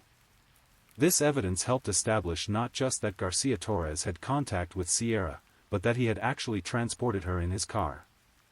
The search of Garcia Torres' home revealed additional evidence that investigators believed was relevant to the case. They found items that appeared to be souvenirs or trophies from previous attacks, including women's personal belongings that could not be accounted for by Garcia Torres' family members or legitimate relationships. Garcia Torres was formally charged with kidnapping and murder in Sierra's case, despite the fact that her body had never been found. In California, murder charges can be filed without a body if there is sufficient evidence that the victim is dead and that the defendant is responsible for their death. The combination of DNA evidence, the circumstances of Sierra's disappearance, and the discovery of her discarded clothing was considered sufficient to support the murder charge. He was also charged with multiple counts of attempted kidnapping and assault related to the parking lot attacks on other women. These charges were based on victim testimony, physical evidence from the attacks, and DNA evidence that linked Garcia Torres to several of the crime scenes. The arrest generated significant media attention and provided some measure of relief to Sierra's family and to the Morgan Hill community. After more than 2 months of uncertainty and fear, there was finally a suspect in custody and a sense that justice might be possible even though Sierra herself had not been found. However, the arrest also marked the beginning of a new phase in the case: the preparation for trial. Prosecutors would need to build a case that could convince a jury beyond a reasonable doubt that Garcia Torres was responsible for Sierra's death, despite the absence of her body, a crime scene, or a murder weapon. The defense immediately began preparing their strategy, which would focus on challenging the DNA evidence and arguing that the prosecution could not prove that Sierra was actually dead. Garcia Torres maintained his innocence, claiming that he had never met Sierra and had no involvement in her disappearance. The case would ultimately take 5 years to come to trial, as both sides prepared their evidence and arguments. During this time, the search for Sierra's body continued, with investigators and volunteers exploring hundreds of square miles of terrain in hopes of finding her remains and providing closure for her family. The trial of Antolin Garcia Torres began in January 2017, nearly 5 years after Sierra's disappearance. The case had maintained public attention throughout the intervening years, both because of the ongoing search for Sierra's body and because of the complex legal questions surrounding prosecuting a murder case without physical remains. The prosecution's case was built around 3 main pillars of evidence: the DNA linking Garcia Torres to Sierra's clothing, the DNA linking Sierra to Garcia Torres' vehicle, and the pattern of similar attacks on other women that established Garcia Torres' method of operation and his propensity for violence against women. Prosecutor David Boyd methodically presented the DNA evidence to the jury, using expert witnesses to explain how genetic material could be transferred between people and objects, and how the statistical analysis of DNA matches worked. The evidence was compelling, Garcia Torres' DNA was found on Sierra's genes with a statistical probability of random occurrence calculated at less than 1 in 7.8 billion. The prosecution also presented evidence about the other attacks Garcia Torres had allegedly committed, arguing that these incidents showed a pattern of behavior that culminated in Sierra's abduction and murder. Victims of the parking lot attacks testified about their experiences, describing how Garcia Torres had approached them with a taser and attempted to force them into his vehicle. The defense, led by attorney Al Lopez, faced the difficult task of challenging DNA evidence that appeared overwhelming. Their strategy focused on several key arguments: that the DNA evidence might have been contaminated or improperly processed, that the prosecution could not prove Sierra was actually dead, and that there might be alternative explanations for how DNA evidence came to be present on Sierra's clothing. Defense attorneys argued that without Sierra's body, without a crime scene, and without a murder weapon, the prosecution was asking the jury to make too many assumptions about what had actually happened to Sierra. They suggested that she might have run away, that she might still be alive somewhere, and that the DNA evidence could be explained by some other form of contact between Sierra and Garcia Torres. The trial lasted 13 weeks, with both sides presenting extensive evidence and calling dozens of witnesses. The prosecution brought in forensic experts, law enforcement investigators, and victims of Garcia Torres' other alleged attacks. The defense called their own experts to challenge the DNA evidence and to argue that the prosecution had not met their burden of proof. One of the most compelling aspects of the trial was the testimony of Sierra's family members, who spoke about the impact of her disappearance on their lives and their continued hope that she might someday be found alive. Their testimony provided an emotional counterpoint to the technical evidence about DNA analysis and criminal behavior patterns. The defense chose not to have Garcia Torres testify on his own behalf, a decision that allowed the prosecution's evidence to stand without direct contradiction but also meant that the jury never heard Garcia Torres' own account of his whereabouts and actions on the morning of Sierra's disappearance. After 13 weeks of testimony and evidence, the case went to the jury for deliberation. The jurors faced the difficult task of determining whether the prosecution had proven beyond a reasonable doubt that Garcia Torres had murdered Sierra, despite the absence of her body and the lack of witnesses to the actual crime. The jury deliberated for 6 days, carefully reviewing the DNA evidence, the testimony of expert witnesses, and the circumstantial evidence that connected Garcia Torres to Sierra's disappearance. They asked to review key pieces of evidence multiple times, including the statistical analysis of the DNA matches and the timeline of events on the morning of March 16, 2012. On May 9, 2017, after more than 5 years of investigation and legal proceedings, the jury reached their verdict. They found Antolin Garcia Torres guilty of first-degree murder in the death of Sierra Lamar, as well as guilty on charges related to the attempted kidnapping of 3 other women. The verdict was based primarily on the DNA evidence, which the jury found to be compelling and credible despite the defense's challenges. The conviction represented a significant victory for the prosecution and for Sierra's family, who had waited more than 5 years for justice.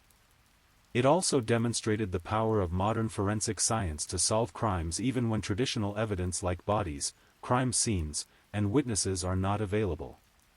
However, the verdict also highlighted the ongoing tragedy of Sierra's case. Despite the conviction of her killer, Sierra herself remained missing. Her body had never been found, despite years of searching by law enforcement, volunteers, and her family. The question of what Garcia Torres had done with Sierra's remains remained unanswered. Following his conviction, Garcia Torres faced the possibility of the death penalty. California law allows for capital punishment in cases involving kidnapping and murder, and prosecutors had filed special circumstances allegations that made Garcia Torres eligible for execution. The same jury that had convicted him would now have to decide whether he should be sentenced to death or to life in prison without the possibility of parole. The penalty phase of the trial focused on Garcia Torres' background, his mental health, and the impact of his crimes on Sierra's family and the community. The prosecution presented evidence about the brutality of Sierra's presumed murder and the suffering it had caused to her loved ones. They argued that the death penalty was appropriate given the heinous nature of the crime and Garcia Torres' pattern of violence against women. The defense presented mitigating evidence about Garcia Torres' difficult childhood, his struggles with mental health and substance abuse, and his lack of prior violent convictions. They argued that life in prison without parole would be sufficient punishment and would spare Sierra's family the continued trauma of death penalty appeals that could last for decades. Sierra's mother, Marlene Lamar, provided victim impact testimony that was both heartbreaking and powerful. She spoke about the 5 years of uncertainty and pain that her family had endured, not knowing what had happened to Sierra or whether she might still be alive somewhere. She described the ongoing agony of not being able to lay Sierra to rest and the way that Sierra's disappearance had forever changed their family. After deliberating on the penalty phase, the jury was unable to reach a unanimous decision on whether Garcia Torres should be sentenced to death. Under California law, a death sentence requires unanimous agreement from all 12 jurors, and the jury was split on this ultimate punishment.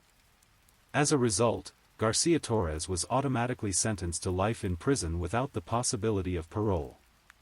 The life sentence ensured that Garcia Torres would never be released from prison, providing a measure of justice and closure for Sierra's family. However, it also meant that the case would not be subject to the lengthy appeals process that typically accompanies death penalty cases, potentially allowing everyone involved to move forward with their lives. Even with Garcia Torres behind bars, the search for Sierra's remains continued. Law enforcement agencies periodically conducted searches of new areas based on tips from the public or information developed during the investigation.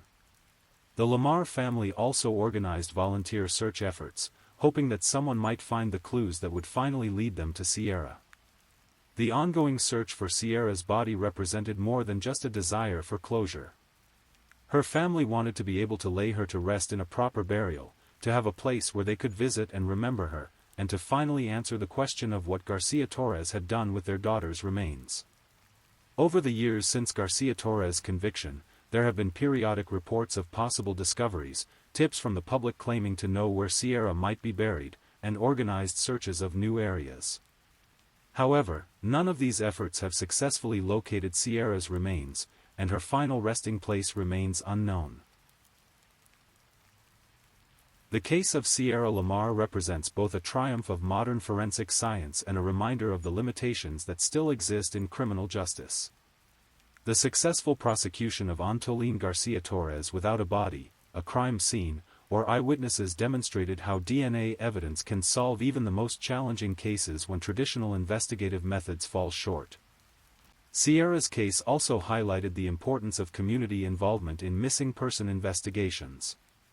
The thousands of volunteers who participated in search efforts, the businesses that supported the investigation, and the media attention that kept Sierra's story in the public eye all contributed to the eventual resolution of the case. The Lamar family's persistence and advocacy helped ensure that resources remained available for the investigation even as months and years passed without resolution. Their establishment of the Sierra Lamar Foundation has helped other families dealing with missing person cases, providing support and resources that can make the difference between a case that is solved and one that goes cold. For the community of Morgan Hill, Sierra's case served as a reminder that violent crimes can happen anywhere, even in small towns that seem safe and insulated from urban dangers. The case prompted discussions about personal safety, community awareness, and the importance of looking out for one another. The investigation into Sierra's disappearance also contributed to advances in DNA analysis and criminal investigation techniques. The successful extraction and analysis of DNA evidence from Sierra's clothing helped establish precedents for similar cases and demonstrated the importance of preserving evidence even when immediate analysis is not possible.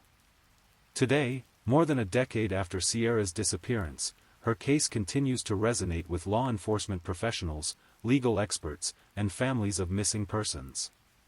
It serves as an example of how persistence, scientific evidence, and community support can combine to achieve justice even in the most difficult circumstances. Sierra Lamar was just 15 years old when she walked out of her house on that March morning in 2012, looking forward to a typical day at school and a weekend with friends. She never got the chance to experience the milestones that define the transition from adolescence to adulthood, graduation, college, career, marriage, children of her own. But Sierra's story did not end with her disappearance. Through the tireless efforts of her family, law enforcement, and her community, she became a symbol of persistence in the face of tragedy and of the power of science and determination to achieve justice. Her case helped other families find closure, contributed to advances in forensic science, and reminded us all of the preciousness of the ordinary moments that make up our daily lives. While Sierra's physical remains have never been found, her memory lives on through the foundation established in her name, through the investigative techniques that her case helped develop, and through the community that refused to give up hope that justice could be achieved. The rolling hills around Morgan Hill continue to hold their secrets, and somewhere in that vast landscape, Sierra Lamar rests in an unknown grave. But her story, a story of a vibrant teenager whose life was cut short, of a family's unwavering love, of a community's determination, and of justice ultimately prevailing, continues to inspire and remind us of both the fragility and the resilience of the human spirit. This concludes our journey through the case of Sierra Lamar, a young woman who was taken from her family far too soon, but whose memory continues to make a difference in the world. May she rest in peace, and may her story serve as a reminder to cherish every ordinary day and to never give up hope in the face of the darkest circumstances. Please, I'm putting it out there, if you're still awake and listening, don't forget to comment where you're listening from and the current time in your corner of the world. Also, be sure to like this video and subscribe if you haven't already, so you don't miss our next true crime stories for sleep. Now, let's move on to our fourth story. Story 4. Tonight, we're traveling to the rolling hills of West Virginia, to a small community where everyone knows everyone, where front porches still mean something, and where trust runs as deep as the coal mines that built these towns. This is the story of Shannon Lynn Stafford, a young mother whose life was cut tragically short on a spring morning in 2012. It's a story about love turned sour, about family bonds that became chains, and about how sometimes the people we should trust most become the ones we should fear. Shannon was 29 years old when her story ended in a Walmart parking lot in Morgantown, West Virginia. But her story, her real story, began much earlier, in the complexity of human relationships, in the challenges of motherhood, and in the desperate lengths some people will go to maintain control. So let me tell you about Shannon Stafford, and the morning that changed everything for everyone who knew her. Shannon Lynn Stafford was born on May 14, 1982, into a world that wouldn't always be kind to her. Growing up in the tight-knit communities of West Virginia, Shannon learned early that family was everything, for better and for worse. The mountains that surrounded her childhood were both protective and confining, creating a world where everyone knew your business, where secrets were hard to keep, and where leaving often felt impossible. Shannon was the kind of person who lit up a room without trying. She had that genuine warmth that made strangers feel like old friends, the kind of laugh that was infectious, and eyes that really saw people. Those who knew her remember her as someone who always put others first, sometimes to her own detriment. In her early 20s, Shannon thought she had found her happily ever after when she met Nathan Mitchell. Nathan was from a local family, the Mitchells, who were well known in the area. His father, Larry Mitchell, was a man of strong opinions and stronger will. His mother, Sandra, was the kind of woman who kept her family close, perhaps too close. The courtship between Shannon and Nathan seemed like something out of a storybook at first. Young love in small-town America, with all the sweetness and promise that implies. They were married in a simple ceremony, surrounded by both families, with dreams of building a life together in the same mountains where they'd both grown up. But dreams, as Shannon would learn, don't always survive reality. The early years of marriage brought both joy and strain. Shannon discovered that marrying Nathan meant not just marrying him, but marrying into the Mitchell family system, and that system had its own rules, its own expectations, and its own way of dealing with anyone who didn't fit the mold. When Shannon became pregnant, she felt a joy she'd never experienced before. Finally, she thought, she would have someone who was truly hers, someone she could love unconditionally and who would love her the same way back. She spent months preparing for her daughter's arrival, decorating a nursery, reading every book about motherhood she could find, and dreaming about the kind of mother she wanted to be. Faith Mitchell was born healthy and beautiful, with her mother's eyes and her father's stubborn streak. Shannon threw herself into motherhood with the same wholehearted dedication she brought to everything else in her life.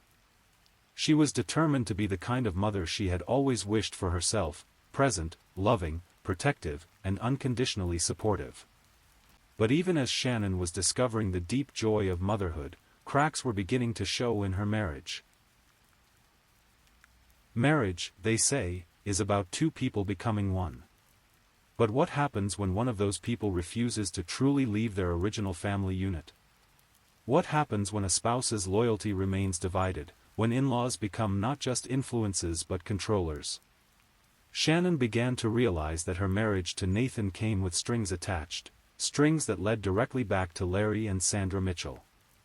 Decisions that should have been made by Shannon and Nathan as a couple were instead made by the extended Mitchell family. Where they lived, how they spent their money, how they raised Faith, everything seemed to require approval from Nathan's parents. Larry Mitchell was a man accustomed to being in charge. In his mid-50s, he had spent his life building a sense of authority and control that extended far beyond his own household. He was the kind of man who believed that his way was not just the right way, but the only way. When Shannon began to push back against his influence in her marriage, she unknowingly set herself on a collision course with a man who didn't accept defiance well. Sandra Mitchell, Larry's wife and Nathan's mother, was equally invested in maintaining control over her son's life. She had raised Nathan to depend on her guidance, to seek her approval, and to prioritize family loyalty above all else. Shannon's growing independence and her desire to make decisions for her own family threatened the delicate balance of power that Sandra had spent years establishing.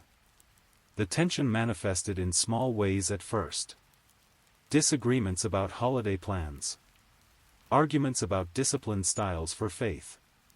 Subtle criticisms of Shannon's housekeeping, her cooking, her parenting choices. Nathan, caught between his wife and his parents, often chose the path of least resistance, which usually meant siding with his family of origin rather than standing up for his wife. Shannon found herself increasingly isolated. The friends she had made independently were somehow always unavailable when she needed them. Social events were family events, controlled and orchestrated by the Mitchells. Even her relationship with her own family became strained as the Mitchells demanded more and more of her time and attention. The birth of Faith should have been a joyous new beginning, but instead it became another battleground. Larry and Sandra had very clear ideas about how their granddaughter should be raised, and those ideas didn't always align with Shannon's instincts as a mother. What Shannon saw as normal boundary setting between grandparents and parents, the Mitchells saw as rejection and disrespect. As Faith grew from infant to toddler, the conflicts intensified. Shannon wanted to make decisions about her daughter's diet, her schedule, her activities. The Mitchells saw these desires as attempts to cut them out of their granddaughter's life. What should have been normal growing pains of a young family became epic battles of will. Nathan, who should have been Shannon's partner and advocate, instead became increasingly withdrawn. The pressure of trying to please both his wife and his parents was taking its toll, and instead of addressing the underlying issues, he began to check out emotionally. He spent more time at work, more time with his buddies, more time anywhere that didn't require him to choose sides. Shannon, meanwhile, was beginning to realize that the man she had married might not be the man she thought he was. The Nathan who had courted her with such attention and care seemed to have disappeared, replaced by someone who was more concerned with avoiding conflict than with protecting his wife and daughter. The breaking point came gradually, then all at once, as these things often do. A series of increasingly heated arguments about Faith's care led to ultimatums being issued from both sides.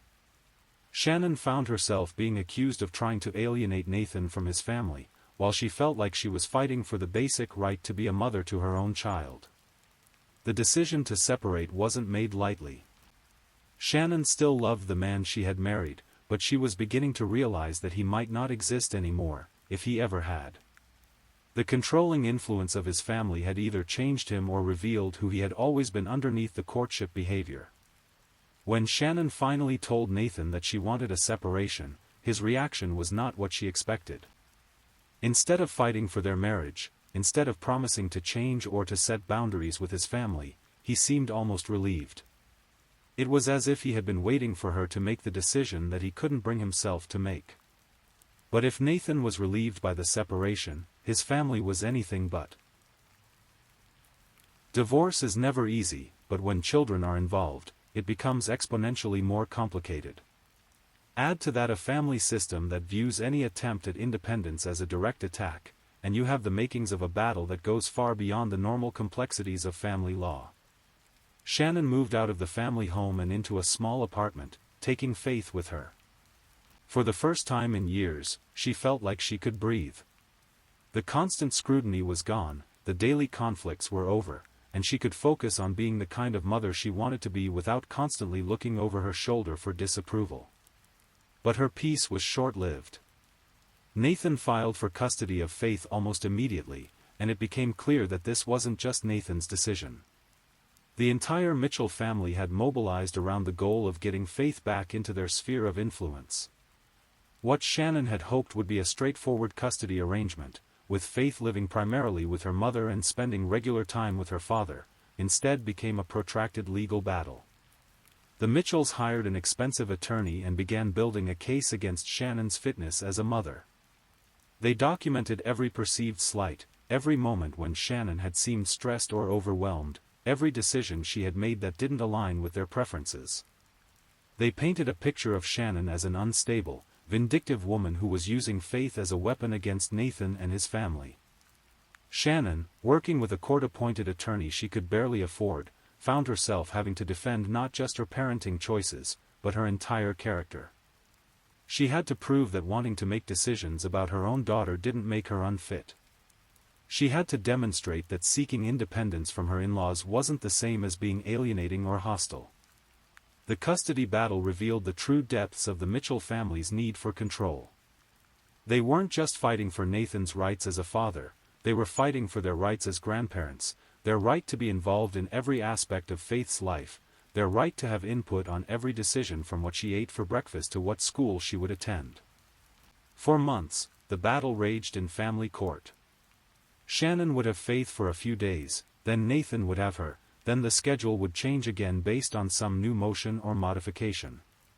Faith, barely old enough to understand what was happening, was caught in the middle of a war between the adults who claimed to love her most. The stress was taking its toll on Shannon. She was working full-time to support herself and pay legal fees, caring for Faith during her custody time, and spending every spare moment preparing for the next court hearing or meeting with her attorney. She began to lose weight, to look tired and strained, which only gave the Mitchells more ammunition for their claims that she was unfit. But Shannon persevered, driven by her love for Faith and her determination to protect her daughter from the toxic family dynamics that had destroyed her marriage. She documented every interaction, kept detailed records of Faith's care and development, and slowly began to build her own case for why Faith belonged with her. The turning point came when the court appointed a guardian ad litem, an independent advocate for Faith's best interests. This neutral party would evaluate both homes, interview both parents, and make a recommendation to the court about what custody arrangement would be best for Faith. Shannon threw herself into preparing for the guardian's evaluation. She made sure her small apartment was clean and child-friendly. She gathered documentation of Faith's medical care, her development milestones, her activities and routines. She prepared to answer any question about her parenting philosophy, her support system, her plans for Faith's future. The evaluation process was thorough and invasive, but Shannon was confident that it would vindicate her. She knew she was a good mother. She knew she could provide Faith with a stable, loving home. She knew that what she was fighting for, the right to raise her own daughter according to her own values and instincts, was not just reasonable but fundamental. When the guardian's report was finally submitted to the court, Shannon felt a surge of hope. The recommendation was for Faith to live primarily with Shannon, with regular visitation with Nathan. It wasn't everything Shannon had hoped for, but it was a validation of her fitness as a mother and her right to be the primary caretaker of her child. The court's preliminary ruling followed the guardian's recommendation. Shannon would have primary custody of Faith, with Nathan getting standard visitation, initially supervised, then gradually increasing to unsupervised overnight visits as Faith adjusted to the new arrangement. For the first time in months, Shannon allowed herself to believe that the worst was over. She and Faith could begin to build a new life together, free from the constant conflict and control that had defined their existence. She began to make plans. Maybe they would move to a bigger apartment, maybe she would go back to school, maybe she would even find love again someday with someone who would respect her role as Faith's mother. But the Mitchell family was far from done fighting.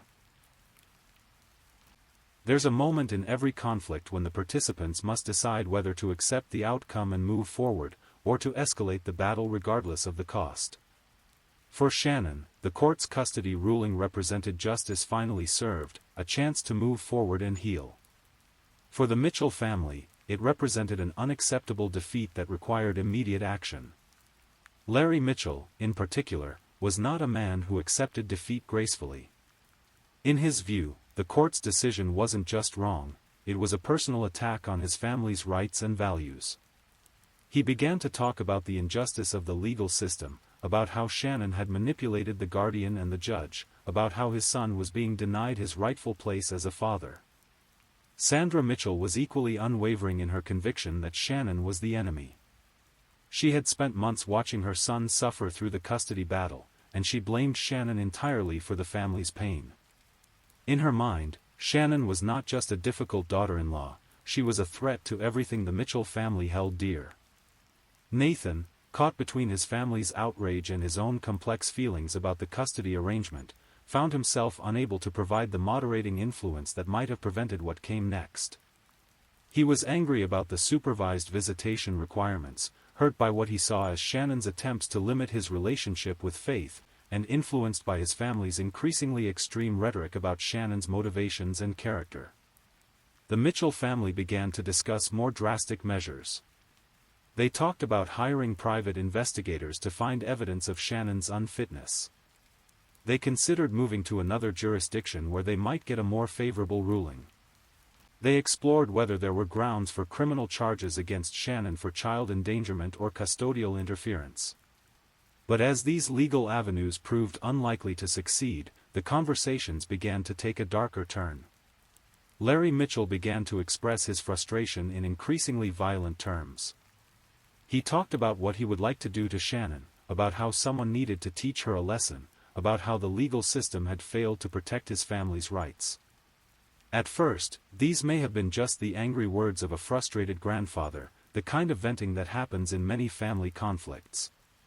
But as the weeks passed and the custody arrangement began to take effect, Larry's anger didn't cool, it intensified. Shannon, meanwhile, was trying to focus on the positive. She had one primary custody of Faith, and she was determined to make the most of this opportunity to build a stable, healthy life for her daughter. She enrolled Faith in a new daycare closer to their apartment. She began to develop routines and traditions that were theirs alone. She started to cautiously believe that the worst of the conflict was behind them. The first few supervised visits between Nathan and Faith went relatively smoothly. Shannon would drop Faith off at the designated location, usually a family services office, and Nathan would spend a few hours with his daughter under the watchful eye of a court-appointed supervisor. The arrangement was awkward and artificial, but it seemed to be working. Shannon was particularly encouraged when the court agreed to gradually transition to unsupervised visits. This felt like progress, like a sign that the system was working and that she and Nathan might eventually be able to co-parent effectively despite their personal differences. The first unsupervised visit was scheduled for April 21, 2012. Nathan would pick up Faith at a neutral location, the Walmart parking lot on Hornbeck Road in Morgantown, and keep her overnight before returning her to Shannon the next day. It was a significant step toward normalizing the custody arrangement, and Shannon was both nervous and hopeful about how it would go. She spent the morning getting Faith ready for her visit with Nathan. She packed the little girl's favorite pajamas, her stuffed animal, enough clothes for the overnight stay. She tried to keep her own anxiety in check, reminding herself that this was good for Faith, that her daughter needed a relationship with her father despite everything that had happened between the adults. Shannon arrived at the Walmart parking lot early, wanting to make sure everything went smoothly for this first unsupervised visit. She parked her car and settled in to wait for Nathan to arrive. Faith was excited about the sleepover with Daddy, chattering about what they might do together, oblivious to the tension and history that surrounded this simple exchange. What Shannon didn't know was that Nathan wasn't coming alone. What she didn't know was that Larry Mitchell had decided that the legal system had failed his family for the last time. What she didn't know was that this routine custody exchange would be anything but routine. As Shannon sat in her car, checking her phone for the time and watching for Nathan's arrival, she had no idea that her former father-in-law was already in the parking lot, watching her, preparing to take the kind of drastic action that would ensure his family never had to worry about custody arrangements again. April 21, 2012, had started as a day full of hope and new beginnings for Shannon Stafford. It was about to become the last day of her life. The morning of April 21, 2012, dawned bright and clear in Morgantown, West Virginia. Spring had arrived in the mountains, bringing with it the promise of new growth, fresh starts, and warmer days ahead. For Shannon Stafford, it felt like a metaphor for her own life. She was finally emerging from the dark winter of her divorce and custody battle into something that might actually resemble peace. Shannon woke up early that morning, as she had been doing for weeks in anticipation of this day. Today marked the first unsupervised overnight visit between Faith and Nathan since the custody arrangement had been finalized. It was a milestone that Shannon had mixed feelings about, but she was determined to approach it with optimism and grace. She spent extra time getting Faith ready, making sure her daughter had everything she needed for the overnight stay. She packed Faith's favorite books, her special blanket, the stuffed rabbit that helped her sleep in unfamiliar places. Shannon wanted Nathan's first solo overnight with Faith to go perfectly, not just for Faith's sake, but because she hoped it might mark the beginning of a more cooperative co-parenting relationship. The drive to the Walmart on Hornbeck Road took about 15 minutes from Shannon's apartment. She had chosen this location because it was neutral territory, not too close to either her home or Nathan's, public enough to feel safe, busy enough that there would be witnesses if any conflicts arose. It seemed like the perfect compromise. Shannon arrived at the parking lot at approximately 9:30 a.m., 15 minutes before the scheduled 9:45 exchange time. She wanted to be early, to demonstrate her commitment to making the arrangement work smoothly. She parked in a spot with a clear view of the store entrance, where Nathan would easily be able to spot her car when he arrived. Faith was in a good mood that morning, excited about her upcoming adventure with Daddy. She chattered happily from her car seat about what she and Nathan might do together. Maybe they would go to the park, maybe they would get ice cream, maybe they would watch movies. Shannon smiled and responded to her daughter's excited questions, trying to match Faith's enthusiasm while battling her own underlying nervousness about the arrangement. As 9:45 approached and then passed, Shannon began to check her phone more frequently. Nathan was often running a few minutes late. It was one of those personality quirks that had annoyed her during their marriage but seemed minor now in the context of everything else they had been through. She sent him a text message asking if he was on his way, but received no immediate response. At 9:50, Shannon noticed a pickup truck enter the parking lot. For a moment, she thought it might be Nathan arriving in a different vehicle than usual, but as the truck got closer, she realized with a sinking feeling that she recognized it. It was Larry Mitchell's truck. Shannon felt a surge of anxiety. Larry's presence at the custody exchange hadn't been discussed or approved by the court. She had been very specific with Nathan that these exchanges were supposed to be between the two of them, without interference from extended family members. The whole point of the supervised visits had been to establish that Nathan could handle his parental responsibilities independently. As Larry's truck pulled into a parking space several rows away from Shannon's car, she considered her options. She could call Nathan and ask him to come alone as they had agreed. She could leave and reschedule the exchange for another time. She could try to ignore Larry's presence and proceed with the exchange if Nathan showed up. What Shannon couldn't have known was that Nathan wasn't coming at all. What she couldn't have known was that Larry Mitchell hadn't come to the parking lot to supervise or interfere with the custody exchange. What she couldn't have known was that Larry had come with a very different purpose in mind. Larry Mitchell sat in his truck for several minutes, watching Shannon's car.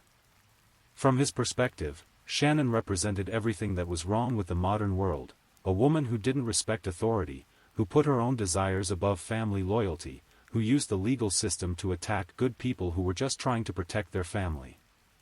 In Larry's mind, Shannon had systematically destroyed his son's marriage, alienated his granddaughter from her father's family, and used the courts to legitimize her selfishness. He had watched his son suffer through months of legal battles, had seen his family torn apart by custody disputes, and had concluded that the system was not going to provide justice for his family. So Larry had decided to provide justice himself. At approximately 9:52 a.m., Larry Mitchell exited his truck.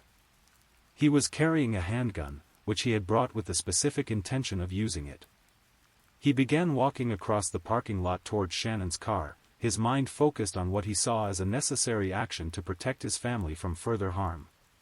Shannon saw Larry approaching and felt a spike of alarm. Something about his posture, his pace, the expression on his face, triggered every instinct she had developed during months of conflict with the Mitchell family. She quickly locked her car doors and reached for her phone to call Nathan, hoping to resolve whatever confrontation was about to occur. But there would be no time for phone calls or explanations or attempts at de-escalation. Larry Mitchell reached Shannon's car and began firing through the driver's side window. The attack was swift and merciless. Shannon never had a chance to flee, never had a chance to fight back, never had a chance to protect herself or her daughter. In the space of a few terrifying seconds, a routine custody exchange became a murder scene. Faith, strapped into her car seat directly behind her mother, witnessed the entire attack. The little girl who had been chattering excitedly about her upcoming visit with Daddy was suddenly surrounded by violence, blood, and the sound of gunshots echoing through the Walmart parking lot. Larry Mitchell fired 13 shots into Shannon's car. 13 shots that ended a young woman's life, traumatized a small child, and shattered any possibility of the peaceful co-parenting arrangement that Shannon had been hoping to build. When the shooting stopped, Larry made no attempt to flee.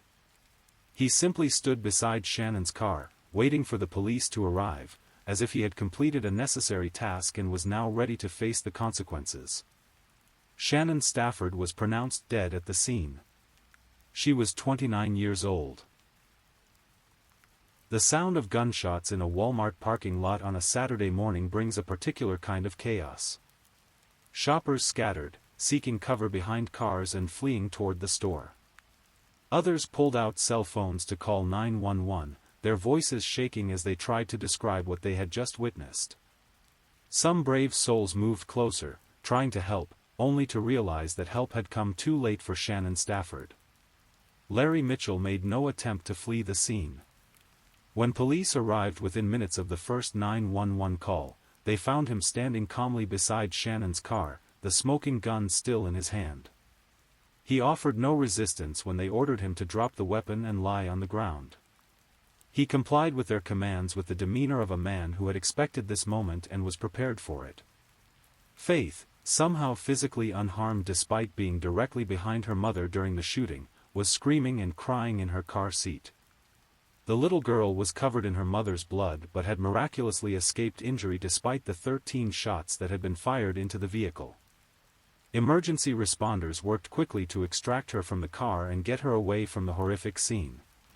The investigation that followed was straightforward in its factual elements but devastating in its emotional impact. Larry Mitchell had planned the murder, bringing a gun with the specific intention of killing Shannon Stafford. He had lured Shannon to the parking lot by having Nathan agree to the custody exchange, then arrived himself instead of his son. Nathan later claimed he had no knowledge of his father's plan, though questions would persist about what he knew and when he knew it. The crime scene told a clear story. Shannon had been sitting in her car, waiting for her daughter's father to arrive for a routine custody exchange. She had been ambushed by a man who had decided that murder was preferable to allowing the legal system to continue operating. There was no evidence that Shannon had provoked the attack, no indication that she had been anything other than a victim of Larry Mitchell's rage and sense of entitlement. The community of Morgantown was shaken by the brutality of the crime. This wasn't a random act of violence or a crime of passion that had gotten out of hand. This was a calculated execution of a young mother in broad daylight, in front of her own child, by a man who felt justified in taking the law into his own hands.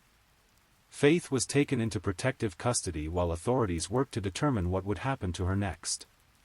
The little girl who had been the center of such an intense custody battle was now an orphan for all practical purposes. Her mother was dead, her father was potentially implicated in the murder plot, and her grandfather was facing life in prison. Shannon's family was devastated by the loss. They had watched her struggle through the divorce and custody battle, had seen her fight so hard to protect Faith and build a new life, and now she was gone, killed by the very people she had been trying to protect her daughter from. The irony was almost too painful to bear. Shannon had died trying to facilitate Faith's relationship with her father's family. Larry Mitchell was charged with first-degree murder. The evidence against him was overwhelming: multiple witnesses, video footage from the Walmart security cameras, his own confession at the scene. There was no question about his guilt, only questions about his motivation and whether anyone else had been involved in planning the crime. The legal proceedings that followed were complicated by the family dynamics involved. Nathan Mitchell found himself in an impossible position. His father had murdered his daughter's mother, ostensibly to protect Nathan's parental rights. He was questioned extensively about whether he had knowledge of his father's plan, whether he had been complicit in luring Shannon to the parking lot, whether he had encouraged his father's increasingly violent rhetoric about Shannon. Nathan consistently denied any advance knowledge of his father's intentions, claiming that he had expected to meet Shannon for the custody exchange as planned and had been as shocked as anyone when he learned what had happened. However, his credibility was undermined by his failure to show up for the exchange and his family's history of making threats against Shannon. Sandra Mitchell, Larry's wife and Nathan's mother, was also questioned about her potential role in the crime. Investigators wanted to know whether she had been aware of her husband's plan, whether she had encouraged his actions, whether she had helped him prepare for the murder. Like Nathan, Sandra denied any advance knowledge, but questions remained about the family's collective responsibility for creating the atmosphere that led to Shannon's death. The most heartbreaking aspect of the aftermath was the situation of little Faith. The child who had been fought over so intensely was now truly orphaned, her mother dead, her father's family responsible for the murder, no clear path forward for her care and custody. Shannon's family stepped forward to seek custody of Faith, arguing that she should be raised by people who had loved Shannon rather than by the family that had killed her. But even in death, Shannon couldn't escape the Mitchell family's attempts to control the narrative. They argued that Faith belonged with her father's family, that Shannon's death, while tragic, shouldn't prevent Faith from maintaining her connection to her paternal relatives. They portrayed Larry's actions as the isolated decision of a man driven to desperation by Shannon's unreasonable behavior, rather than the predictable result of a family system that had consistently prioritized control over the well-being of everyone involved. The custody battle for Faith that followed Shannon's murder was in some ways even more bitter than the original dispute between Shannon and Nathan. Now it wasn't just about parenting philosophies or visitation schedules, it was about whether a child should be raised by the family that had murdered her mother. On December 7, 2012, less than 8 months after he gunned down Shannon Stafford in cold blood, Larry Mitchell stood before a judge in Monongalia County Circuit Court to learn his fate. The man who had taken justice into his own hands was now subject to the same legal system he had claimed was failing his family. Larry Mitchell pled guilty to first-degree murder, accepting responsibility for Shannon's death but showing little remorse for his actions. In his mind, he had been protecting his family from what he saw as Shannon's unreasonable demands and vindictive behavior. Even facing life in prison, he seemed to believe that he had done what was necessary. Judge Philip Gaujot sentenced Larry Mitchell to life in prison without the possibility of parole. In delivering the sentence, the judge noted the premeditated nature of the crime, the fact that it had been committed in front of Shannon's young daughter, and the devastating impact on all the families involved. Larry Mitchell would spend the rest of his life behind bars at the Mount Olive Correctional Complex, where he remains today. But criminal justice was only part of the resolution to Shannon's case. In 2012, Shannon's family filed a civil lawsuit against Larry Mitchell, Sandra Mitchell, and Nathan Mitchell, seeking damages for Shannon's wrongful death. The lawsuit alleged that the entire Mitchell family had created an atmosphere of hostility and threats that culminated in Shannon's murder. The civil case dragged on for years, with the Mitchell family fighting the claims and arguing that Larry's actions were his alone. They maintained that neither Sandra nor Nathan had knowledge of Larry's plan, and that they shouldn't be held financially responsible for his individual decision to commit murder. However, in May 2018, Monongalia County Circuit Court Judge Susan Tucker awarded more than $32 million to Shannon's estate. The massive judgment was based on the court's finding that the Mitchell family's pattern of behavior had contributed to creating the circumstances that led to Shannon's death. The judgment included compensation for Shannon's lost future earnings, the pain and suffering she experienced in her final moments, and the impact of her death on her surviving family members. The $32 million judgment was largely symbolic. The Mitchell family didn't have the resources to pay such an amount. But it served as a legal recognition of the magnitude of the loss and the responsibility that extended beyond just the man who pulled the trigger. Perhaps most importantly, the custody battle for Faith was resolved in favor of Shannon's family. Despite the Mitchell family's attempts to maintain contact with Faith, the court determined that it would not be in the child's best interest to be raised by the family responsible for her mother's murder. Faith went to live with Shannon's relatives, where she could grow up knowing the truth about her mother's love and sacrifice. Nathan Mitchell faced additional legal consequences for his role in the events surrounding Shannon's death. In 2014, he was sentenced to 60 days in jail and 5 years of probation for child concealment, after failing to allow Shannon's family to have contact with Faith as ordered by the court. The sentence was modest, but it represented legal recognition that Nathan's behavior had contributed to the family's suffering. Today, more than a decade after Shannon's murder, Faith is growing up surrounded by people who loved her mother and who are committed to keeping Shannon's memory alive. She's being raised with the knowledge that her mother fought hard to protect her, that Shannon's love was fierce and unconditional, and that the violence that took Shannon's life was not a reflection of any failing on Shannon's part. The Walmart where Shannon was murdered continues to operate, serving the Morgantown community as it did before that terrible April morning. But for those who knew Shannon, who followed her story, who were touched by her struggle and her loss, that parking lot will always be a reminder of how quickly violence can shatter lives and families. Shannon's story serves as a tragic reminder of how family conflicts can escalate beyond all reason, how the desire for control can become deadly, and how the legal system, while imperfect, exists to protect people from exactly the kind of vigilante justice that Larry Mitchell chose to pursue.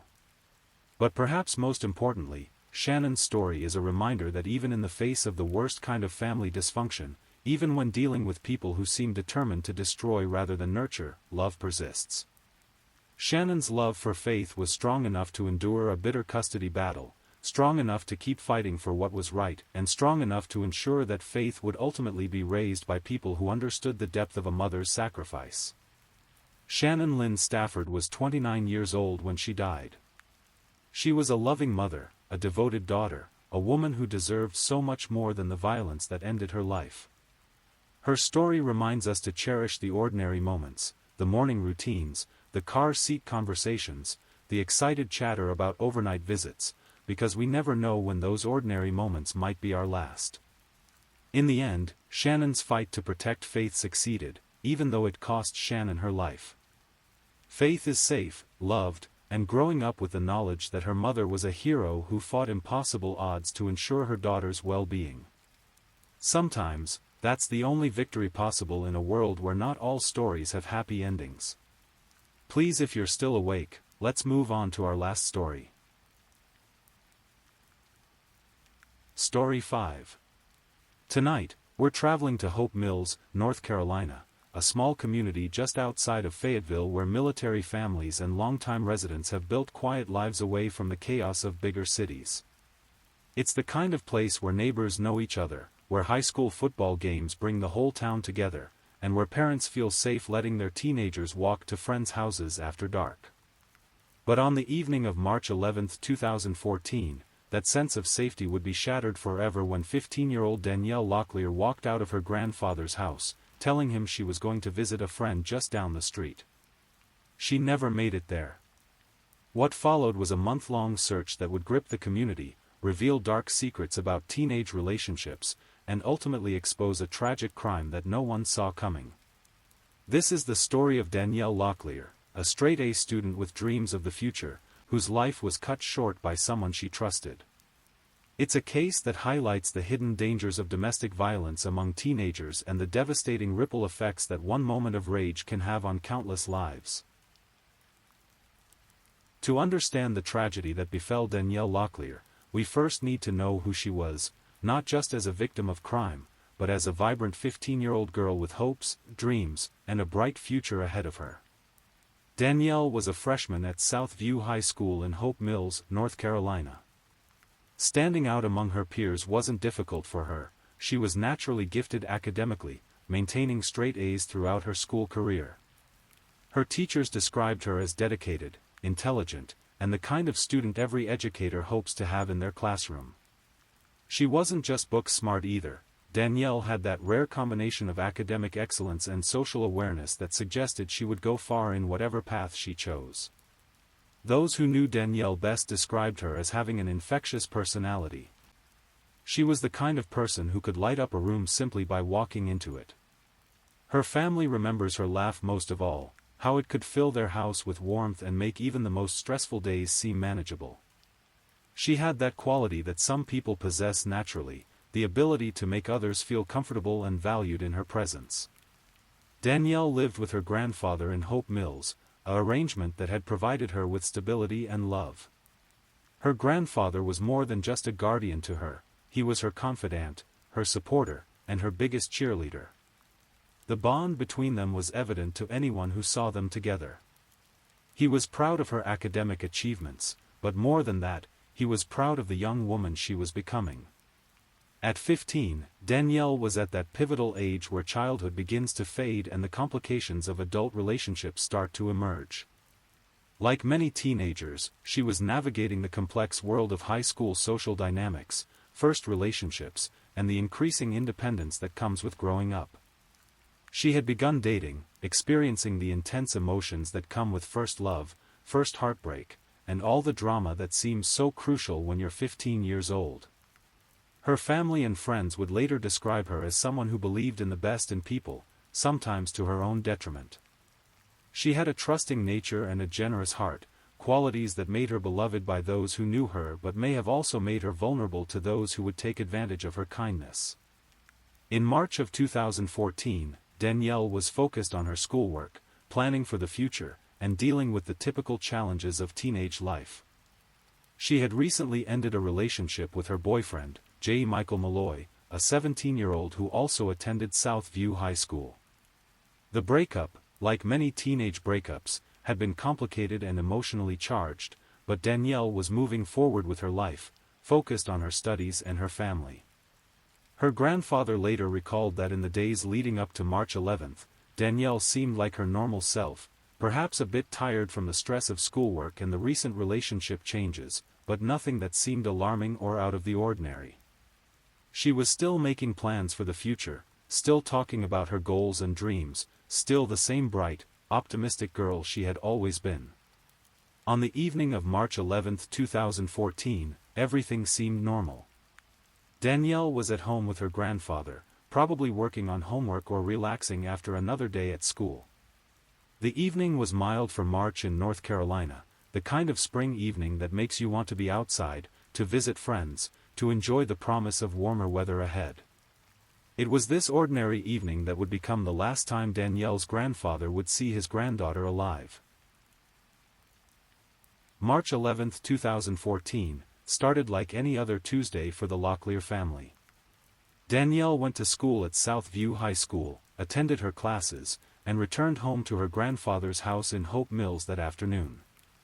Those who saw her that day later said she seemed normal, maybe a little quiet, but nothing that raised any red flags.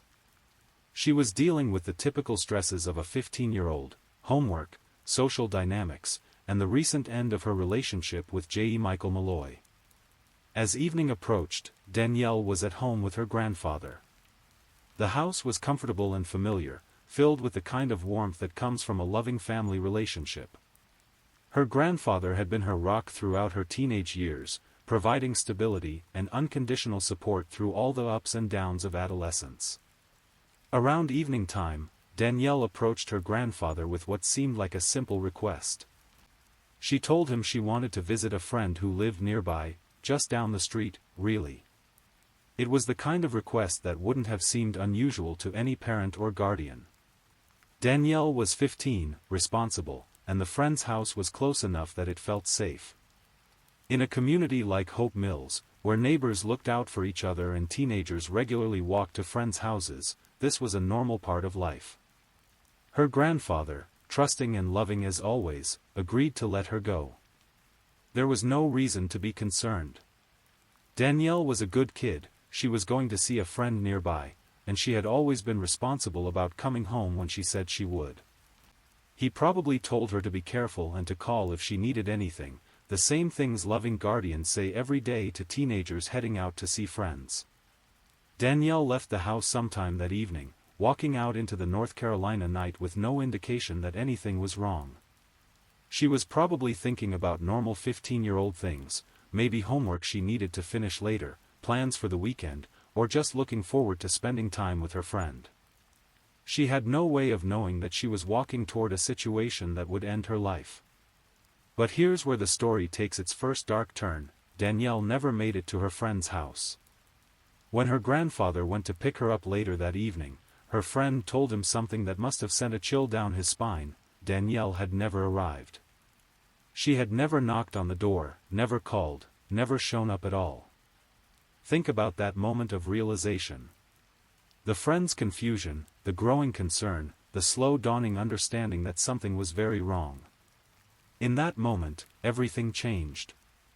What had started as a normal evening of teenage socializing suddenly became something much more sinister. Her grandfather's mind probably raced through possibilities. Maybe Danielle had changed her mind and gone somewhere else. Maybe she had run into other friends along the way. Maybe there was a simple explanation that would make everything okay. But as the hours passed and Danielle didn't come home, didn't call, didn't respond to attempts to reach her, the terrible truth began to settle in: something had happened to his granddaughter. The thing about missing person cases is that the first few hours are crucial.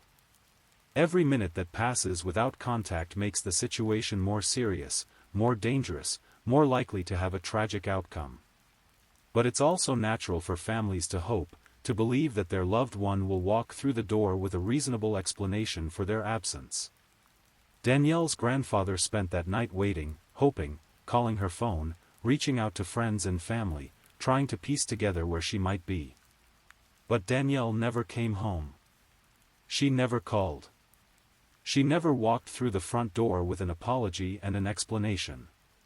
By the morning of March 12, it was clear that this wasn't a case of a teenager staying out too late or forgetting to check in. Danielle was missing, and her family's worst fears were beginning to take shape. The girl who had walked out of her grandfather's house just hours earlier, planning to visit a friend down the street, had vanished into the North Carolina night. What her family didn't know yet was that Danielle hadn't simply disappeared. She hadn't run away, and she wasn't hiding somewhere waiting for the right moment to come home. The truth was far worse than they could have imagined, and it would be weeks before they would learn what really happened during those first few hours after Danielle left home on March 11, 2014. When Danielle's grandfather woke up on March 12 to find that his granddaughter still hadn't returned home, the reality of the situation began to sink in. This wasn't like Danielle. She was responsible, communicative, and had never stayed out all night without permission or explanation. Something was seriously wrong. But here's where the case takes an unfortunate turn that highlights a common problem in missing person investigations. Despite the family's growing panic and their attempts to get help, law enforcement didn't immediately treat Danielle's disappearance with the urgency it deserved. It wasn't until March 13, 2 full days after Danielle had disappeared, that her grandfather was able to officially report her missing to the Cumberland County Sheriff's Office. Think about those 48 hours from the family's perspective. 2 days of not knowing where she was, 2 days of calling her phone and getting no answer, 2 days of checking with friends and family and coming up empty, 2 days of growing terror about what might have happened to their 15-year-old girl. This delay in reporting, and more importantly, in taking the report seriously, would prove to be crucial lost time in the investigation. In missing person cases, especially those involving teenagers, the first 48 hours are absolutely critical. Evidence disappears, memories fade, and if foul play is involved, perpetrators have time to cover their tracks. When the report was finally filed, the initial response from law enforcement was unfortunately typical of how missing teenager cases are often handled. There's a tendency to assume that young people who disappear have run away, that they're acting out, or that they'll return home on their own once they've cooled off or gotten whatever rebellion out of their system. But Danielle's family knew better. They knew this wasn't a runaway situation. Danielle had no reason to run away, she was doing well in school, had a loving home environment with her grandfather, and while she had recently gone through a breakup, there was nothing in her behavior or circumstances to suggest she would suddenly decide to disappear. As word of Danielle's disappearance spread through Hope Mills and the surrounding areas, the community began to mobilize. This is one of the beautiful things about small towns in the South. When one of their own is in trouble, people come together in ways that can be truly remarkable. Volunteers began organizing search parties. These weren't professional search and rescue teams with specialized equipment, these were neighbors, friends, family members, and complete strangers who were moved by Danielle's story and wanted to help. They organized themselves into groups, divided up areas to search, and began combing through every inch of Hope Mills and the surrounding areas. The searches were heartbreaking to witness. You had Danielle's family members walking through woods and fields, calling her name, hoping against hope that they would find her safe somewhere. You had community members who had never met Danielle but understood that she was someone's granddaughter, someone's friend, someone who mattered. They searched along roadways, through wooded areas, around abandoned buildings, and near bodies of water. They put up flyers with Danielle's picture, distributed them throughout Cumberland County and beyond. They organized social media campaigns, shared her photo thousands of times, and kept her story in the public eye. On March 22, 11 days after Danielle's disappearance, the community organized a massive search effort. Hundreds of volunteers showed up to help look for her. Think about that for a moment, hundreds of people taking time out of their own lives to search for a 15-year-old girl they might not have even known personally. It speaks to something beautiful about human nature and community spirit, even in the midst of such a dark situation. But despite all these efforts, despite the countless hours spent searching and all the areas covered, no trace of Danielle was found. It was as if she had simply vanished into thin air that night when she left her grandfather's house. The family's frustration with the pace of the official investigation grew during this time. While the community was mobilizing and doing everything they could to find Danielle, it seemed like law enforcement wasn't treating the case with the same urgency. There were no press conferences, no public appeals for information, no indication that investigators were pursuing leads aggressively. This is unfortunately common in missing person cases involving teenagers, particularly teenagers of color. There's often an assumption that they've run away or gotten involved in risky behavior, rather than an immediate recognition that they may be victims of crime. This bias can lead to crucial delays in investigations that can literally mean the difference between life and death. As March turned into April, Danielle had been missing for weeks. Her family's hope was beginning to turn to desperation, and the community's search efforts, while ongoing, were starting to lose some of their initial intensity. People began to fear the worst, though no one wanted to say it out loud. And then, on April 4, 2014, almost a month after Danielle had disappeared, a discovery was made that would change everything. April 4, 2014, started like many other days during the month-long search for Danielle Locklear. By this point, the initial surge of community volunteers had settled into a smaller but dedicated group of people who continued to look for any sign of the missing teenager.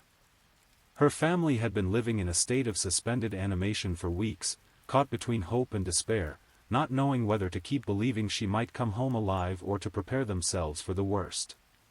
The discovery came in an area that, tragically, had probably been searched before. This is one of the cruel realities of search efforts. Sometimes evidence is missed on initial searches, sometimes it takes multiple passes through an area before something is found, and sometimes environmental factors reveal what was previously hidden. A body was discovered in the Cape Fear River in Cumberland County. The location was not far from Hope Mills, in an area that was familiar to locals but remote enough that a body could remain undiscovered for weeks.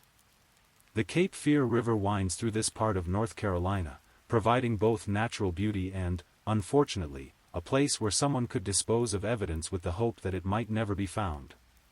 When law enforcement recovered the body, it was in a state of decomposition that made immediate identification difficult. This is one of the harsh realities that families of missing persons have to face: the waiting, the uncertainty, the terrible process of forensic identification that can take days or weeks to complete. For Danielle's family, this discovery brought a mix of emotions that's difficult to imagine. On one hand, after weeks of not knowing, there was almost a relief to finally have something concrete to work with. On the other hand, the discovery of a body meant facing the reality that their worst fears might be about to be confirmed. The forensic identification process began immediately. Dental records, DNA testing, and other methods were used to determine the identity of the remains. For the family, this waiting period was agonizing. They knew there was a possibility that the body was Danielle, but they also held on to the hope that it might be someone else, that their granddaughter might still be alive somewhere. During this time, law enforcement also began processing the scene where the body was discovered. They were looking for any evidence that might help explain how the person had died and how they had ended up in the river. This included examining the area for physical evidence, looking for signs of how the body might have been transported to that location, and beginning to piece together a timeline of events. The location where the body was found was significant. It wasn't a place that someone would end up by accident. The Cape Fear River in that area is not easily accessible, and it would have required someone with knowledge of the local geography to know how to get there, especially in the dark. This suggested that whoever was responsible for placing the body there was familiar with the area. On April 8, 2014, the forensic identification was complete, and the news that Danielle's family had been dreading was confirmed. The body found in the Cape Fear River was indeed that of 15-year-old Danielle Locklear. The confirmation of Danielle's death sent shockwaves through the Hope Mills community. For weeks, people had held on to hope that she might be found alive, that she might have run away or been kidnapped but would eventually be returned safely to her family. The discovery of her body meant accepting the harsh reality that their community had lost one of its young people to violence. For Danielle's grandfather, the confirmation was devastating. The girl he had raised, protected, and loved had been murdered and her body discarded like trash in a river. The guilt he must have felt, wondering if he should have been more cautious about letting her go out that night, questioning whether there were warning signs he missed, is something that family members of murder victims often struggle with for the rest of their lives. But the discovery of Danielle's body also meant that what had been a missing person case was now officially a homicide investigation. Law enforcement would now have to treat this with the seriousness it had deserved from the beginning. They would need to determine how Danielle died, who was responsible, and what had happened during those first few hours after she left her grandfather's house on March 11. The autopsy results would soon reveal the cause of death. Danielle had died from asphyxiation. She had been strangled. This was not an accident, not a case of someone who had gotten lost and succumbed to the elements. This was murder, cold, deliberate, and brutal. With this information, investigators now knew they were looking for someone who had intentionally killed a 15-year-old girl and then disposed of her body in the river. The question was, who would do such a thing to Danielle Locklear? With the confirmation that Danielle Locklear had been murdered, the Cumberland County Sheriff's Office investigation took on a new urgency and focus. What had been treated as a possible runaway case was now a homicide investigation, and detectives began working backwards from the discovery of her body to piece together what had happened on the night of March 11th. The first step in any homicide investigation is to examine the victim's life, relationships, and activities leading up to their death. Investigators began conducting detailed interviews with Danielle's family, friends, classmates, and anyone who might have had contact with her in the days and weeks before her disappearance. What emerged from these interviews was a picture of a typical teenage girl dealing with typical teenage problems, but with one relationship that stood out as potentially significant: her recent breakup with J. Michael Malloy. J. Michael Malloy was 17 years old, 2 years older than Danielle, and also a student at Southview High School. According to friends and family, Danielle and J. Michael had been dating, but the relationship had ended recently. As anyone who remembers being a teenager knows, high school breakups can be intense, emotional, and sometimes volatile affairs. When investigators interviewed people who knew both Danielle and J. Michael, they began to hear concerning details about their relationship. While some described it as a typical teenage romance, others mentioned that J. Michael had seemed possessive of Danielle, that he had trouble accepting the end of their relationship, and that there had been arguments and drama surrounding their breakup. This is unfortunately a common pattern in cases of intimate partner violence, even among teenagers. When someone has difficulty accepting the end of a relationship, when they become possessive or controlling, when they can't let go and move on, it can escalate to dangerous behavior. Investigators also learned that on the night Danielle disappeared, J. Michael had been in the area. This wasn't necessarily suspicious on its own. They were both teenagers living in the same community, going to the same school, but it meant that he had opportunity, and the recent breakup suggested he might have had motive. When detectives first approached J. Michael for an interview, they were following standard procedure. In any homicide case, investigators look at the people closest to the victim first. This includes family members, romantic partners, close friends, and anyone who might have had a conflict with the victim. It's not because they automatically assume these people are guilty, but because statistically, most murders are committed by someone the victim knew. J. Michael's initial response to being questioned was what investigators might have expected from any teenager being asked about a serious crime. He denied any involvement in Danielle's disappearance and death. He claimed he didn't know what had happened to her, that he hadn't seen her on the night she disappeared, and that he had nothing to do with her murder. But as the investigation continued, detectives began to uncover inconsistencies in J. Michael's story.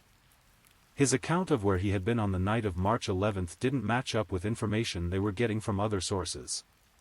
His behavior after Danielle's disappearance also raised red flags. While most people who knew Danielle were actively participating in search efforts and expressing concern for her safety, J. Michael seemed notably absent from these community efforts. Investigators also began looking at J. Michael's associates, particularly his friend Dominic Locke. Dominic was also a teenager, and according to several sources, he and J. Michael spent a lot of time together.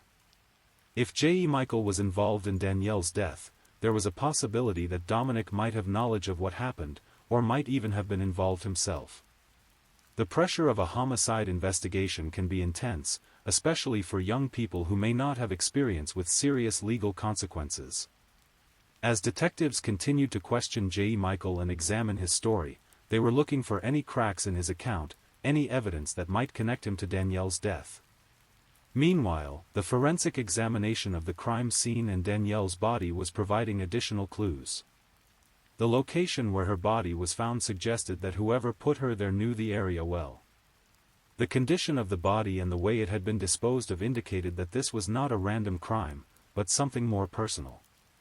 Investigators were also examining physical evidence, DNA, fingerprints, fibers, anything that might connect a suspect to the crime.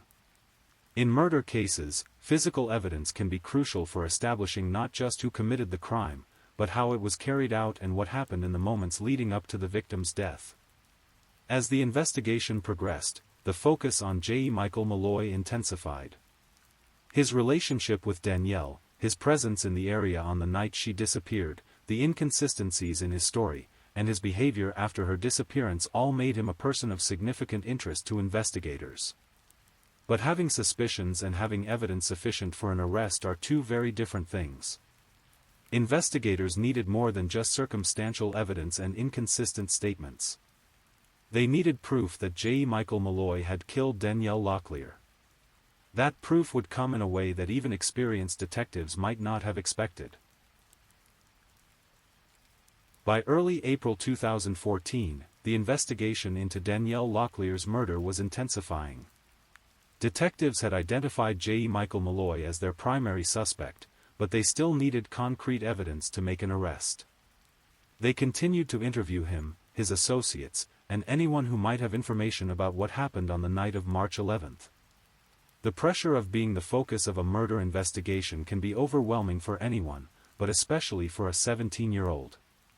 J. Michael found himself being questioned repeatedly by experienced detectives who were skilled at identifying inconsistencies and applying psychological pressure to get suspects to reveal the truth. For 4 days after Danielle's body was discovered and identified, J. Michael maintained his innocence. He stuck to his story that he didn't know what had happened to Danielle, that he hadn't seen her on the night she disappeared, and that he had nothing to do with her death. This kind of persistence in the face of interrogation can sometimes indicate innocence, but it can also be the result of fear, panic, or a calculated attempt to avoid consequences. But on April 12, 2014, something changed. Perhaps it was the weight of keeping such a terrible secret, perhaps it was the mounting evidence that investigators were gathering, or perhaps it was simply the psychological pressure of knowing that the truth would eventually come out. Whatever the reason, J. Michael Malloy finally broke down and confessed to killing Danielle Locklear. The confession was detailed and devastating. According to J. Michael's account, he and his friend Dominic Locke had picked up Danielle on the night of March 11th. This immediately contradicted his previous claims that he hadn't seen her that night and provided an explanation for how Danielle had ended up somewhere other than her friend's house, where she was supposed to be going. J. Michael told investigators that they had driven to a creek area near Hope Mills. This location was significant because it was remote, secluded, and exactly the kind of place where someone might take another person if they didn't want to be seen or interrupted. It was also consistent with the investigators' theory about how Danielle's body had ended up in the Cape Fear River. According to the confession, J. Michael and Danielle got into an argument at the creek.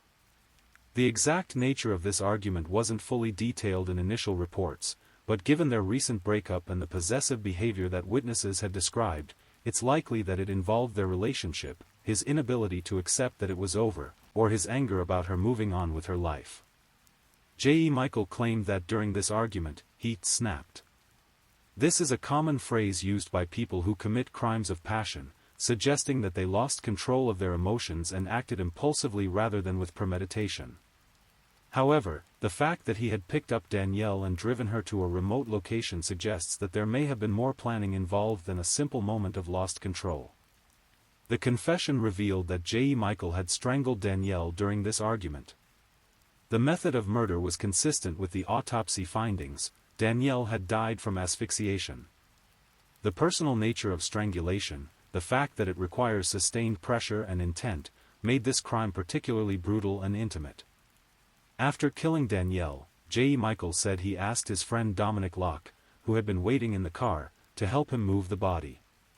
This is where Dominic became involved in the crime, transitioning from a potential witness to an active participant in covering up the murder. According to the confession, the two teenagers then disposed of Danielle's body in the river, where it would remain hidden for weeks until its discovery in April. The location they chose was isolated and difficult to access, suggesting they had put thought into where they could dispose of the body with the least chance of it being found quickly. The confession was a breakthrough in the case, but it also raised new questions. Why had J. Michael picked up Danielle that night? Had the plan always been to hurt her, or had the murder truly been the result of an argument that escalated beyond his control? What role had Dominic Locke played in the planning and execution of the crime? For Danielle's family, the confession brought a mix of relief and renewed grief. On one hand, they finally had answers about what had happened to their beloved granddaughter. On the other hand, they had to confront the horrible reality of how she had died and who was responsible for taking her life. The confession also revealed the senseless nature of the crime. Danielle had been killed by someone she had dated, someone she had trusted, someone who should have wanted to protect her rather than harm her. She had been murdered not by a stranger or random criminal, but by someone she knew well, over what amounted to teenage relationship drama. With J.E. Michael's confession, investigators now had enough evidence to proceed with arrests. Both J.E. Michael Malloy and Dominic Locke were taken into custody and charged in connection with Danielle's murder. The case that had begun with a missing person report was now moving toward the criminal justice system. But even with confessions and arrests, there were still questions about exactly what had happened that night, what the motives were, and how justice could be served for such a senseless crime. With J.E. Michael Malloy's confession, the basic facts of Danielle Locklear's murder were established, but understanding the deeper context of the crime required examining the relationship dynamics, the social environment, and the warning signs that may have been present but overlooked. The relationship between Danielle and J.E. Michael, like many teenage relationships, had been intense and emotionally charged. At 15 and 17 respectively, both were at ages where emotions run high, where relationships feel like they have life or death importance, and where the drama of love and heartbreak can seem overwhelming. According to friends and family members who were interviewed after the arrests, there had been signs that J.E. Michael struggled with the end of his relationship with Danielle. Several people mentioned that he had seemed possessive during their relationship, that he had difficulty when Danielle wanted to spend time with friends or family without him, and that he had not handled their breakup well. These are classic warning signs of what domestic violence experts call intimate partner violence, behavior patterns that can escalate from emotional control and manipulation to physical violence and, in the worst cases, murder.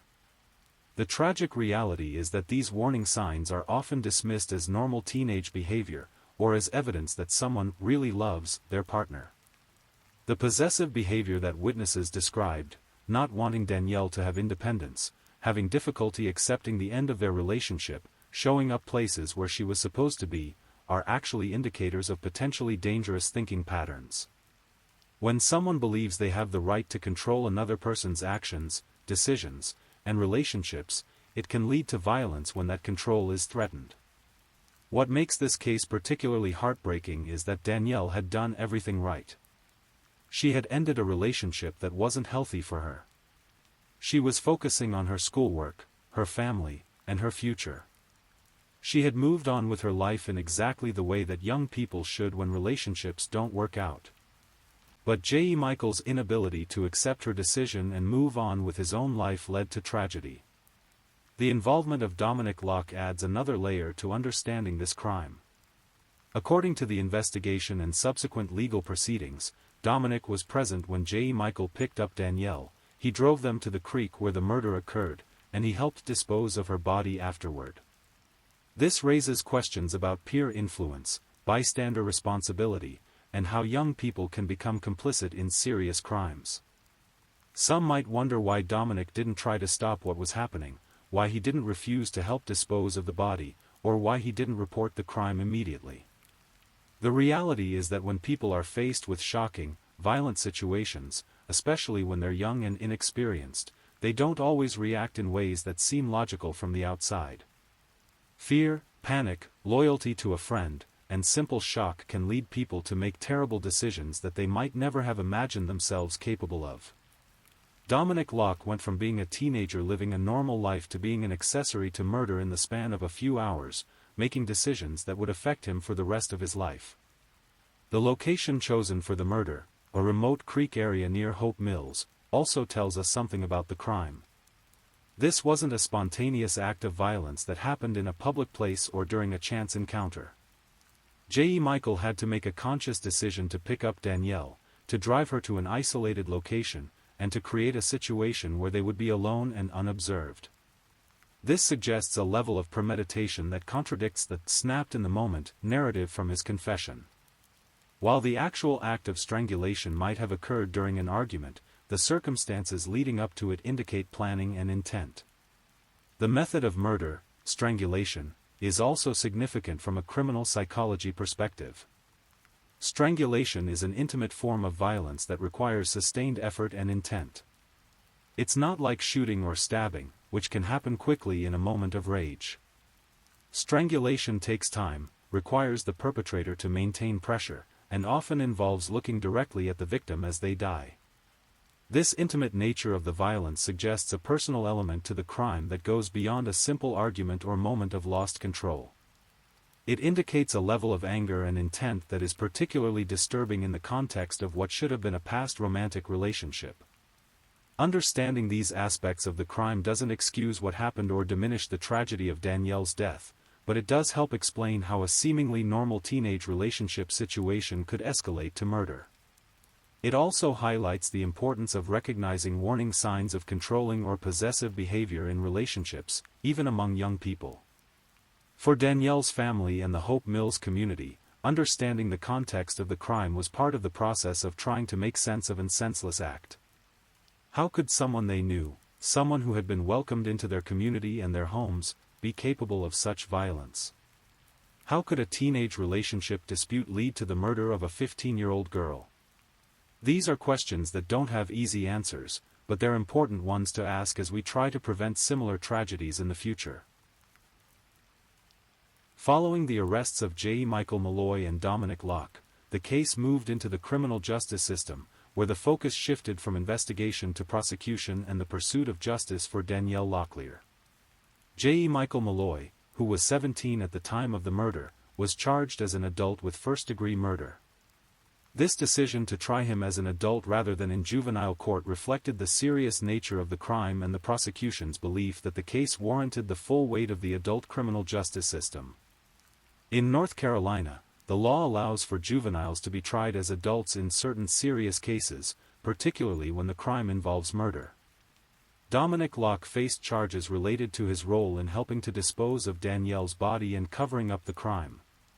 While he hadn't committed the actual murder, his assistance in moving the body and his failure to report the crime made him an accessory after the fact, which is still a serious felony charge.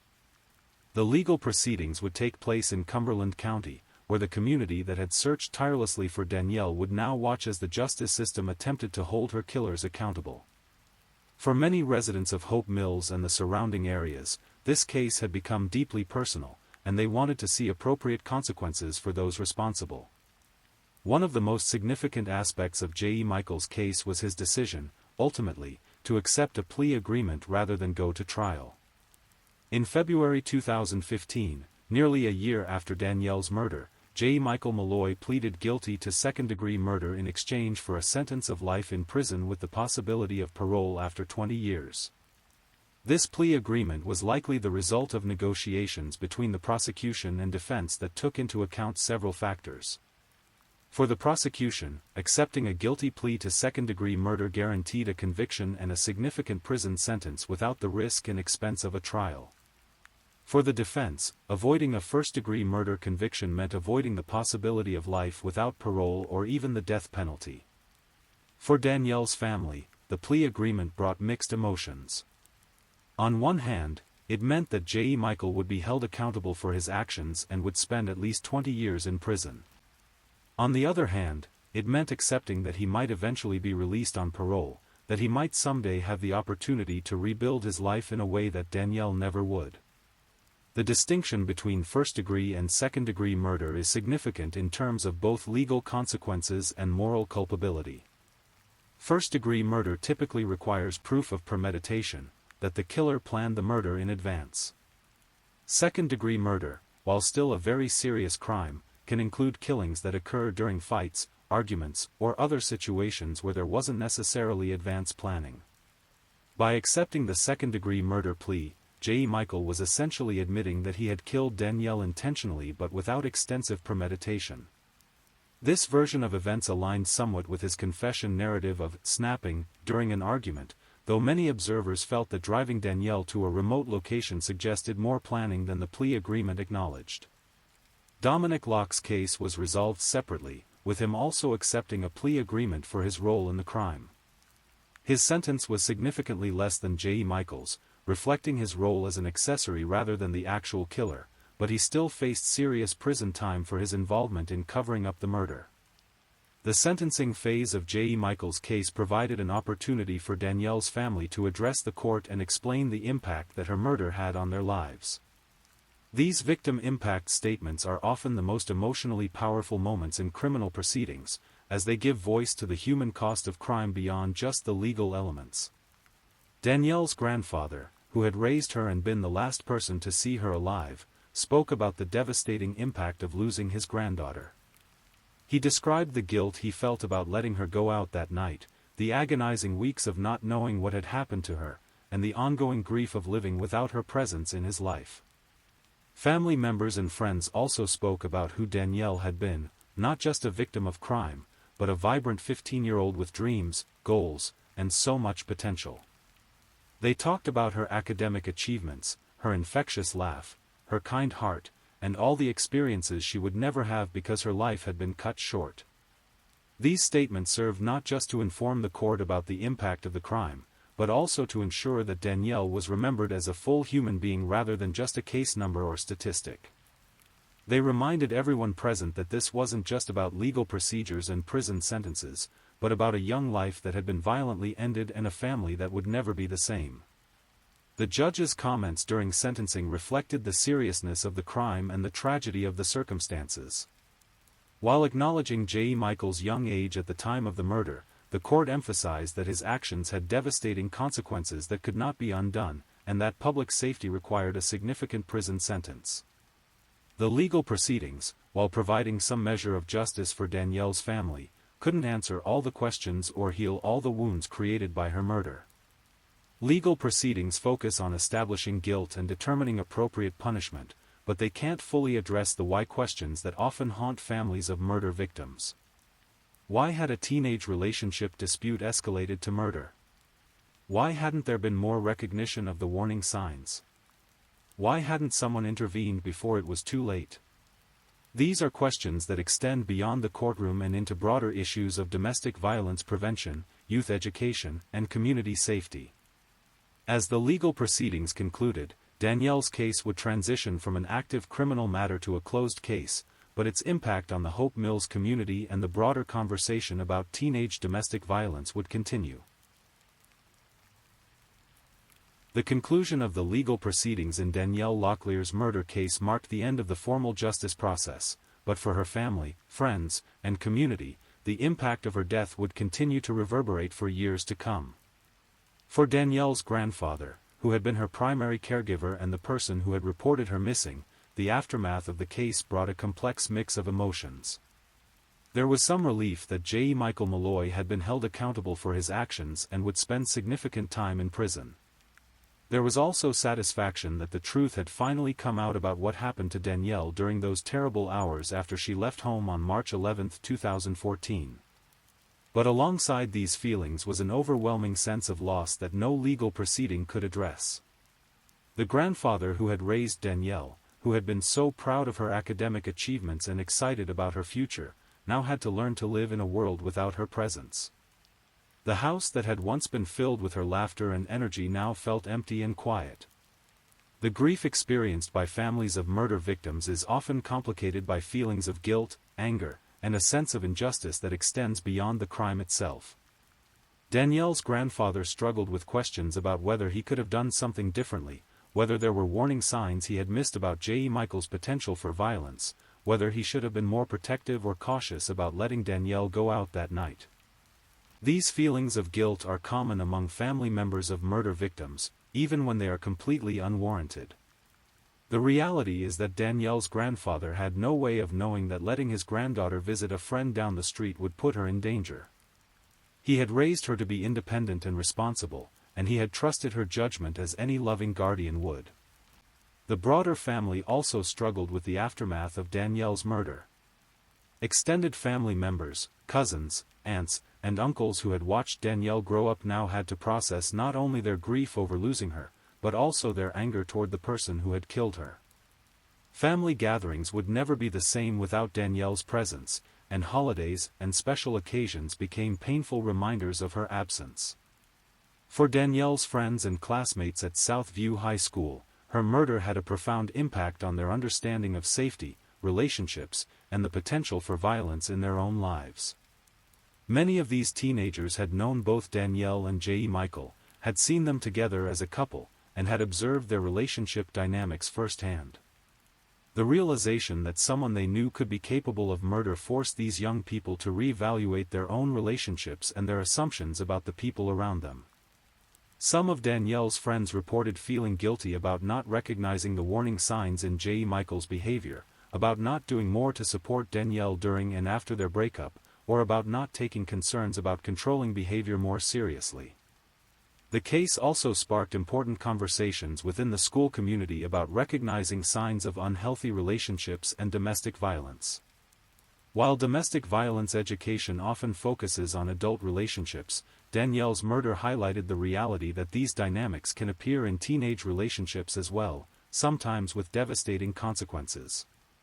Teachers and counselors at Southview High School found themselves dealing with students who were processing trauma, fear, and confusion about how someone their age could commit such a violent crime. The school implemented additional counseling resources and programming around healthy relationships and recognizing warning signs of abuse.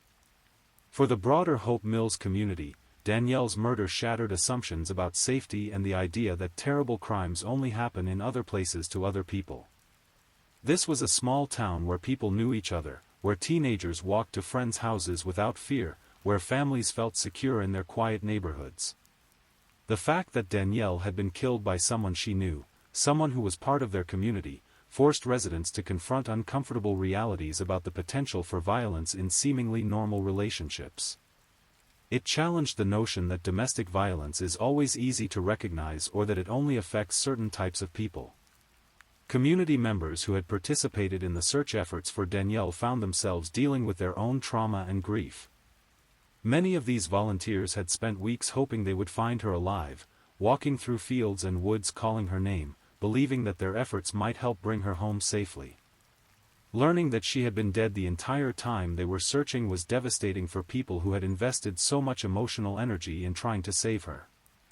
The case also highlighted broader issues within the criminal justice system's response to missing person cases, particularly those involving teenagers and young people of color. The initial delay in taking Danielle's disappearance seriously, the assumption that she might have run away rather than been the victim of foul play, reflected systemic problems that can cost precious time in investigations. Advocacy groups and community organizations used Danielle's case to push for better protocols around missing person investigations, more immediate and thorough responses to reports of missing teenagers, and greater awareness of the risks that young people can face even from people they know and trust. The case became part of larger conversations about preventing domestic violence, recognizing warning signs of controlling and possessive behavior, and educating young people about healthy relationship dynamics. Danielle's story was shared in schools, community centers, and domestic violence prevention programs as an example of how quickly relationship conflict can escalate to violence. For some community members, Danielle's murder became a catalyst for activism and advocacy work. They channeled their grief and anger into efforts to prevent similar tragedies, supporting domestic violence prevention programs, advocating for better education about healthy relationships, and working to ensure that Danielle's death would not be forgotten. The ripple effects of her murder extended far beyond the immediate circle of family and friends, touching everyone who had followed the case, participated in search efforts, or simply been moved by the story of a 15-year-old girl whose life had been cut short by senseless violence. As time passed, the acute pain of Danielle's loss would evolve into a different kind of grief, one mixed with determination to honor her memory and work toward preventing similar tragedies. Her story would continue to be told not just as a cautionary tale, but as a reminder of a bright young life that deserved to be remembered and celebrated. As our story comes to a close, it's important to remember that while Danielle Locklear's life ended in tragedy, she was much more than a victim of crime. She was a 15-year-old girl with dreams, aspirations, and a bright future ahead of her before it was cut short by violence. Danielle's academic excellence at Southview High School reflected her intelligence and dedication to her education. She was the kind of student who took pride in her work, who set high standards for herself, and who understood that education was her pathway to achieving her goals. Her straight-A average wasn't just about being smart, it was about being disciplined, focused, and committed to building a foundation for her future. Those who knew Danielle best remember her infectious personality and her ability to light up any room she entered. She had that rare quality that some people possess naturally, the ability to make others feel comfortable, valued, and appreciated. Her laugh was particularly memorable to family and friends, described as something that could fill their house with warmth and make even difficult days seem more manageable. The relationship between Danielle and her grandfather was particularly special. He had not just been her guardian, but her supporter, confidant, and biggest cheerleader. The bond they shared was evident to anyone who saw them together, built on love, trust, and mutual respect. He was proud not just of her academic achievements, but of the kind, compassionate young woman she was becoming. At 15, Danielle was at that exciting stage of life where she was beginning to envision her adult future while still enjoying the experiences of being a teenager. She was navigating the complex world of high school social dynamics, exploring her interests and talents, and developing the independence that comes with growing up. Her friends remember her as someone who was genuinely interested in others, who listened when people talked to her, and who offered support and encouragement to those around her. She wasn't just focused on her own success and happiness, she cared about the people in her life and wanted them to succeed as well. Danielle's story also serves as an important reminder about recognizing and addressing warning signs of unhealthy relationships, particularly among young people. The possessive and controlling behavior that J. Michael displayed, his difficulty accepting the end of their relationship, and his inability to respect Danielle's autonomy were all red flags that unfortunately weren't recognized as potentially dangerous until it was too late. In the years since her death, Danielle's case has been used in educational programs about domestic violence prevention, healthy relationship dynamics, and the importance of taking concerns about controlling behavior seriously. Her story has helped other young people recognize similar warning signs in their own relationships or those of their friends. The Hope Mills community has worked to ensure that Danielle is remembered not just as a victim, but as a valued member of their community whose life had meaning and impact. Memorial services, scholarship programs, and community events have been organized in her honor, celebrating her life and supporting causes that were important to her. For other families who have lost loved ones to domestic violence, Danielle's story serves as both a tragic reminder of how quickly situations can escalate and an inspiration to continue fighting for justice and prevention. Her family's strength in dealing with their loss and their commitment to keeping her memory alive has provided support and encouragement to others facing similar tragedies. The case also highlighted the importance of community support during times of crisis.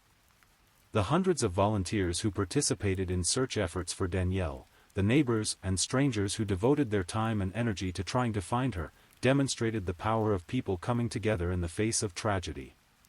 While J. Michael Malloy will spend decades in prison for his crime, and while the legal system has provided some measure of justice, the real legacy of this case lies in the lessons learned and the changes made to prevent similar tragedies. Educational programs about healthy relationships, improved protocols for missing person investigations, and increased awareness of domestic violence among teenagers all represent positive outcomes that have emerged from this terrible situation. As we conclude this story, it's important to remember that Danielle Locklear was a real person with hopes, dreams, and people who loved her deeply. She was a granddaughter, a friend, a student, and a young woman with unlimited potential. Her life mattered, her loss was devastating to those who knew her, and her memory continues to inspire efforts to protect other young people from similar fates. The 15 years that Danielle lived were filled with accomplishments, relationships, experiences, and joy. While her story ends in tragedy, her life was meaningful and impactful in ways that extended far beyond the circumstances of her death. She deserves to be remembered for who she was, not just for how she died. In telling her story, we honor not just Danielle's memory, but also the memories of all young people whose lives have been cut short by violence.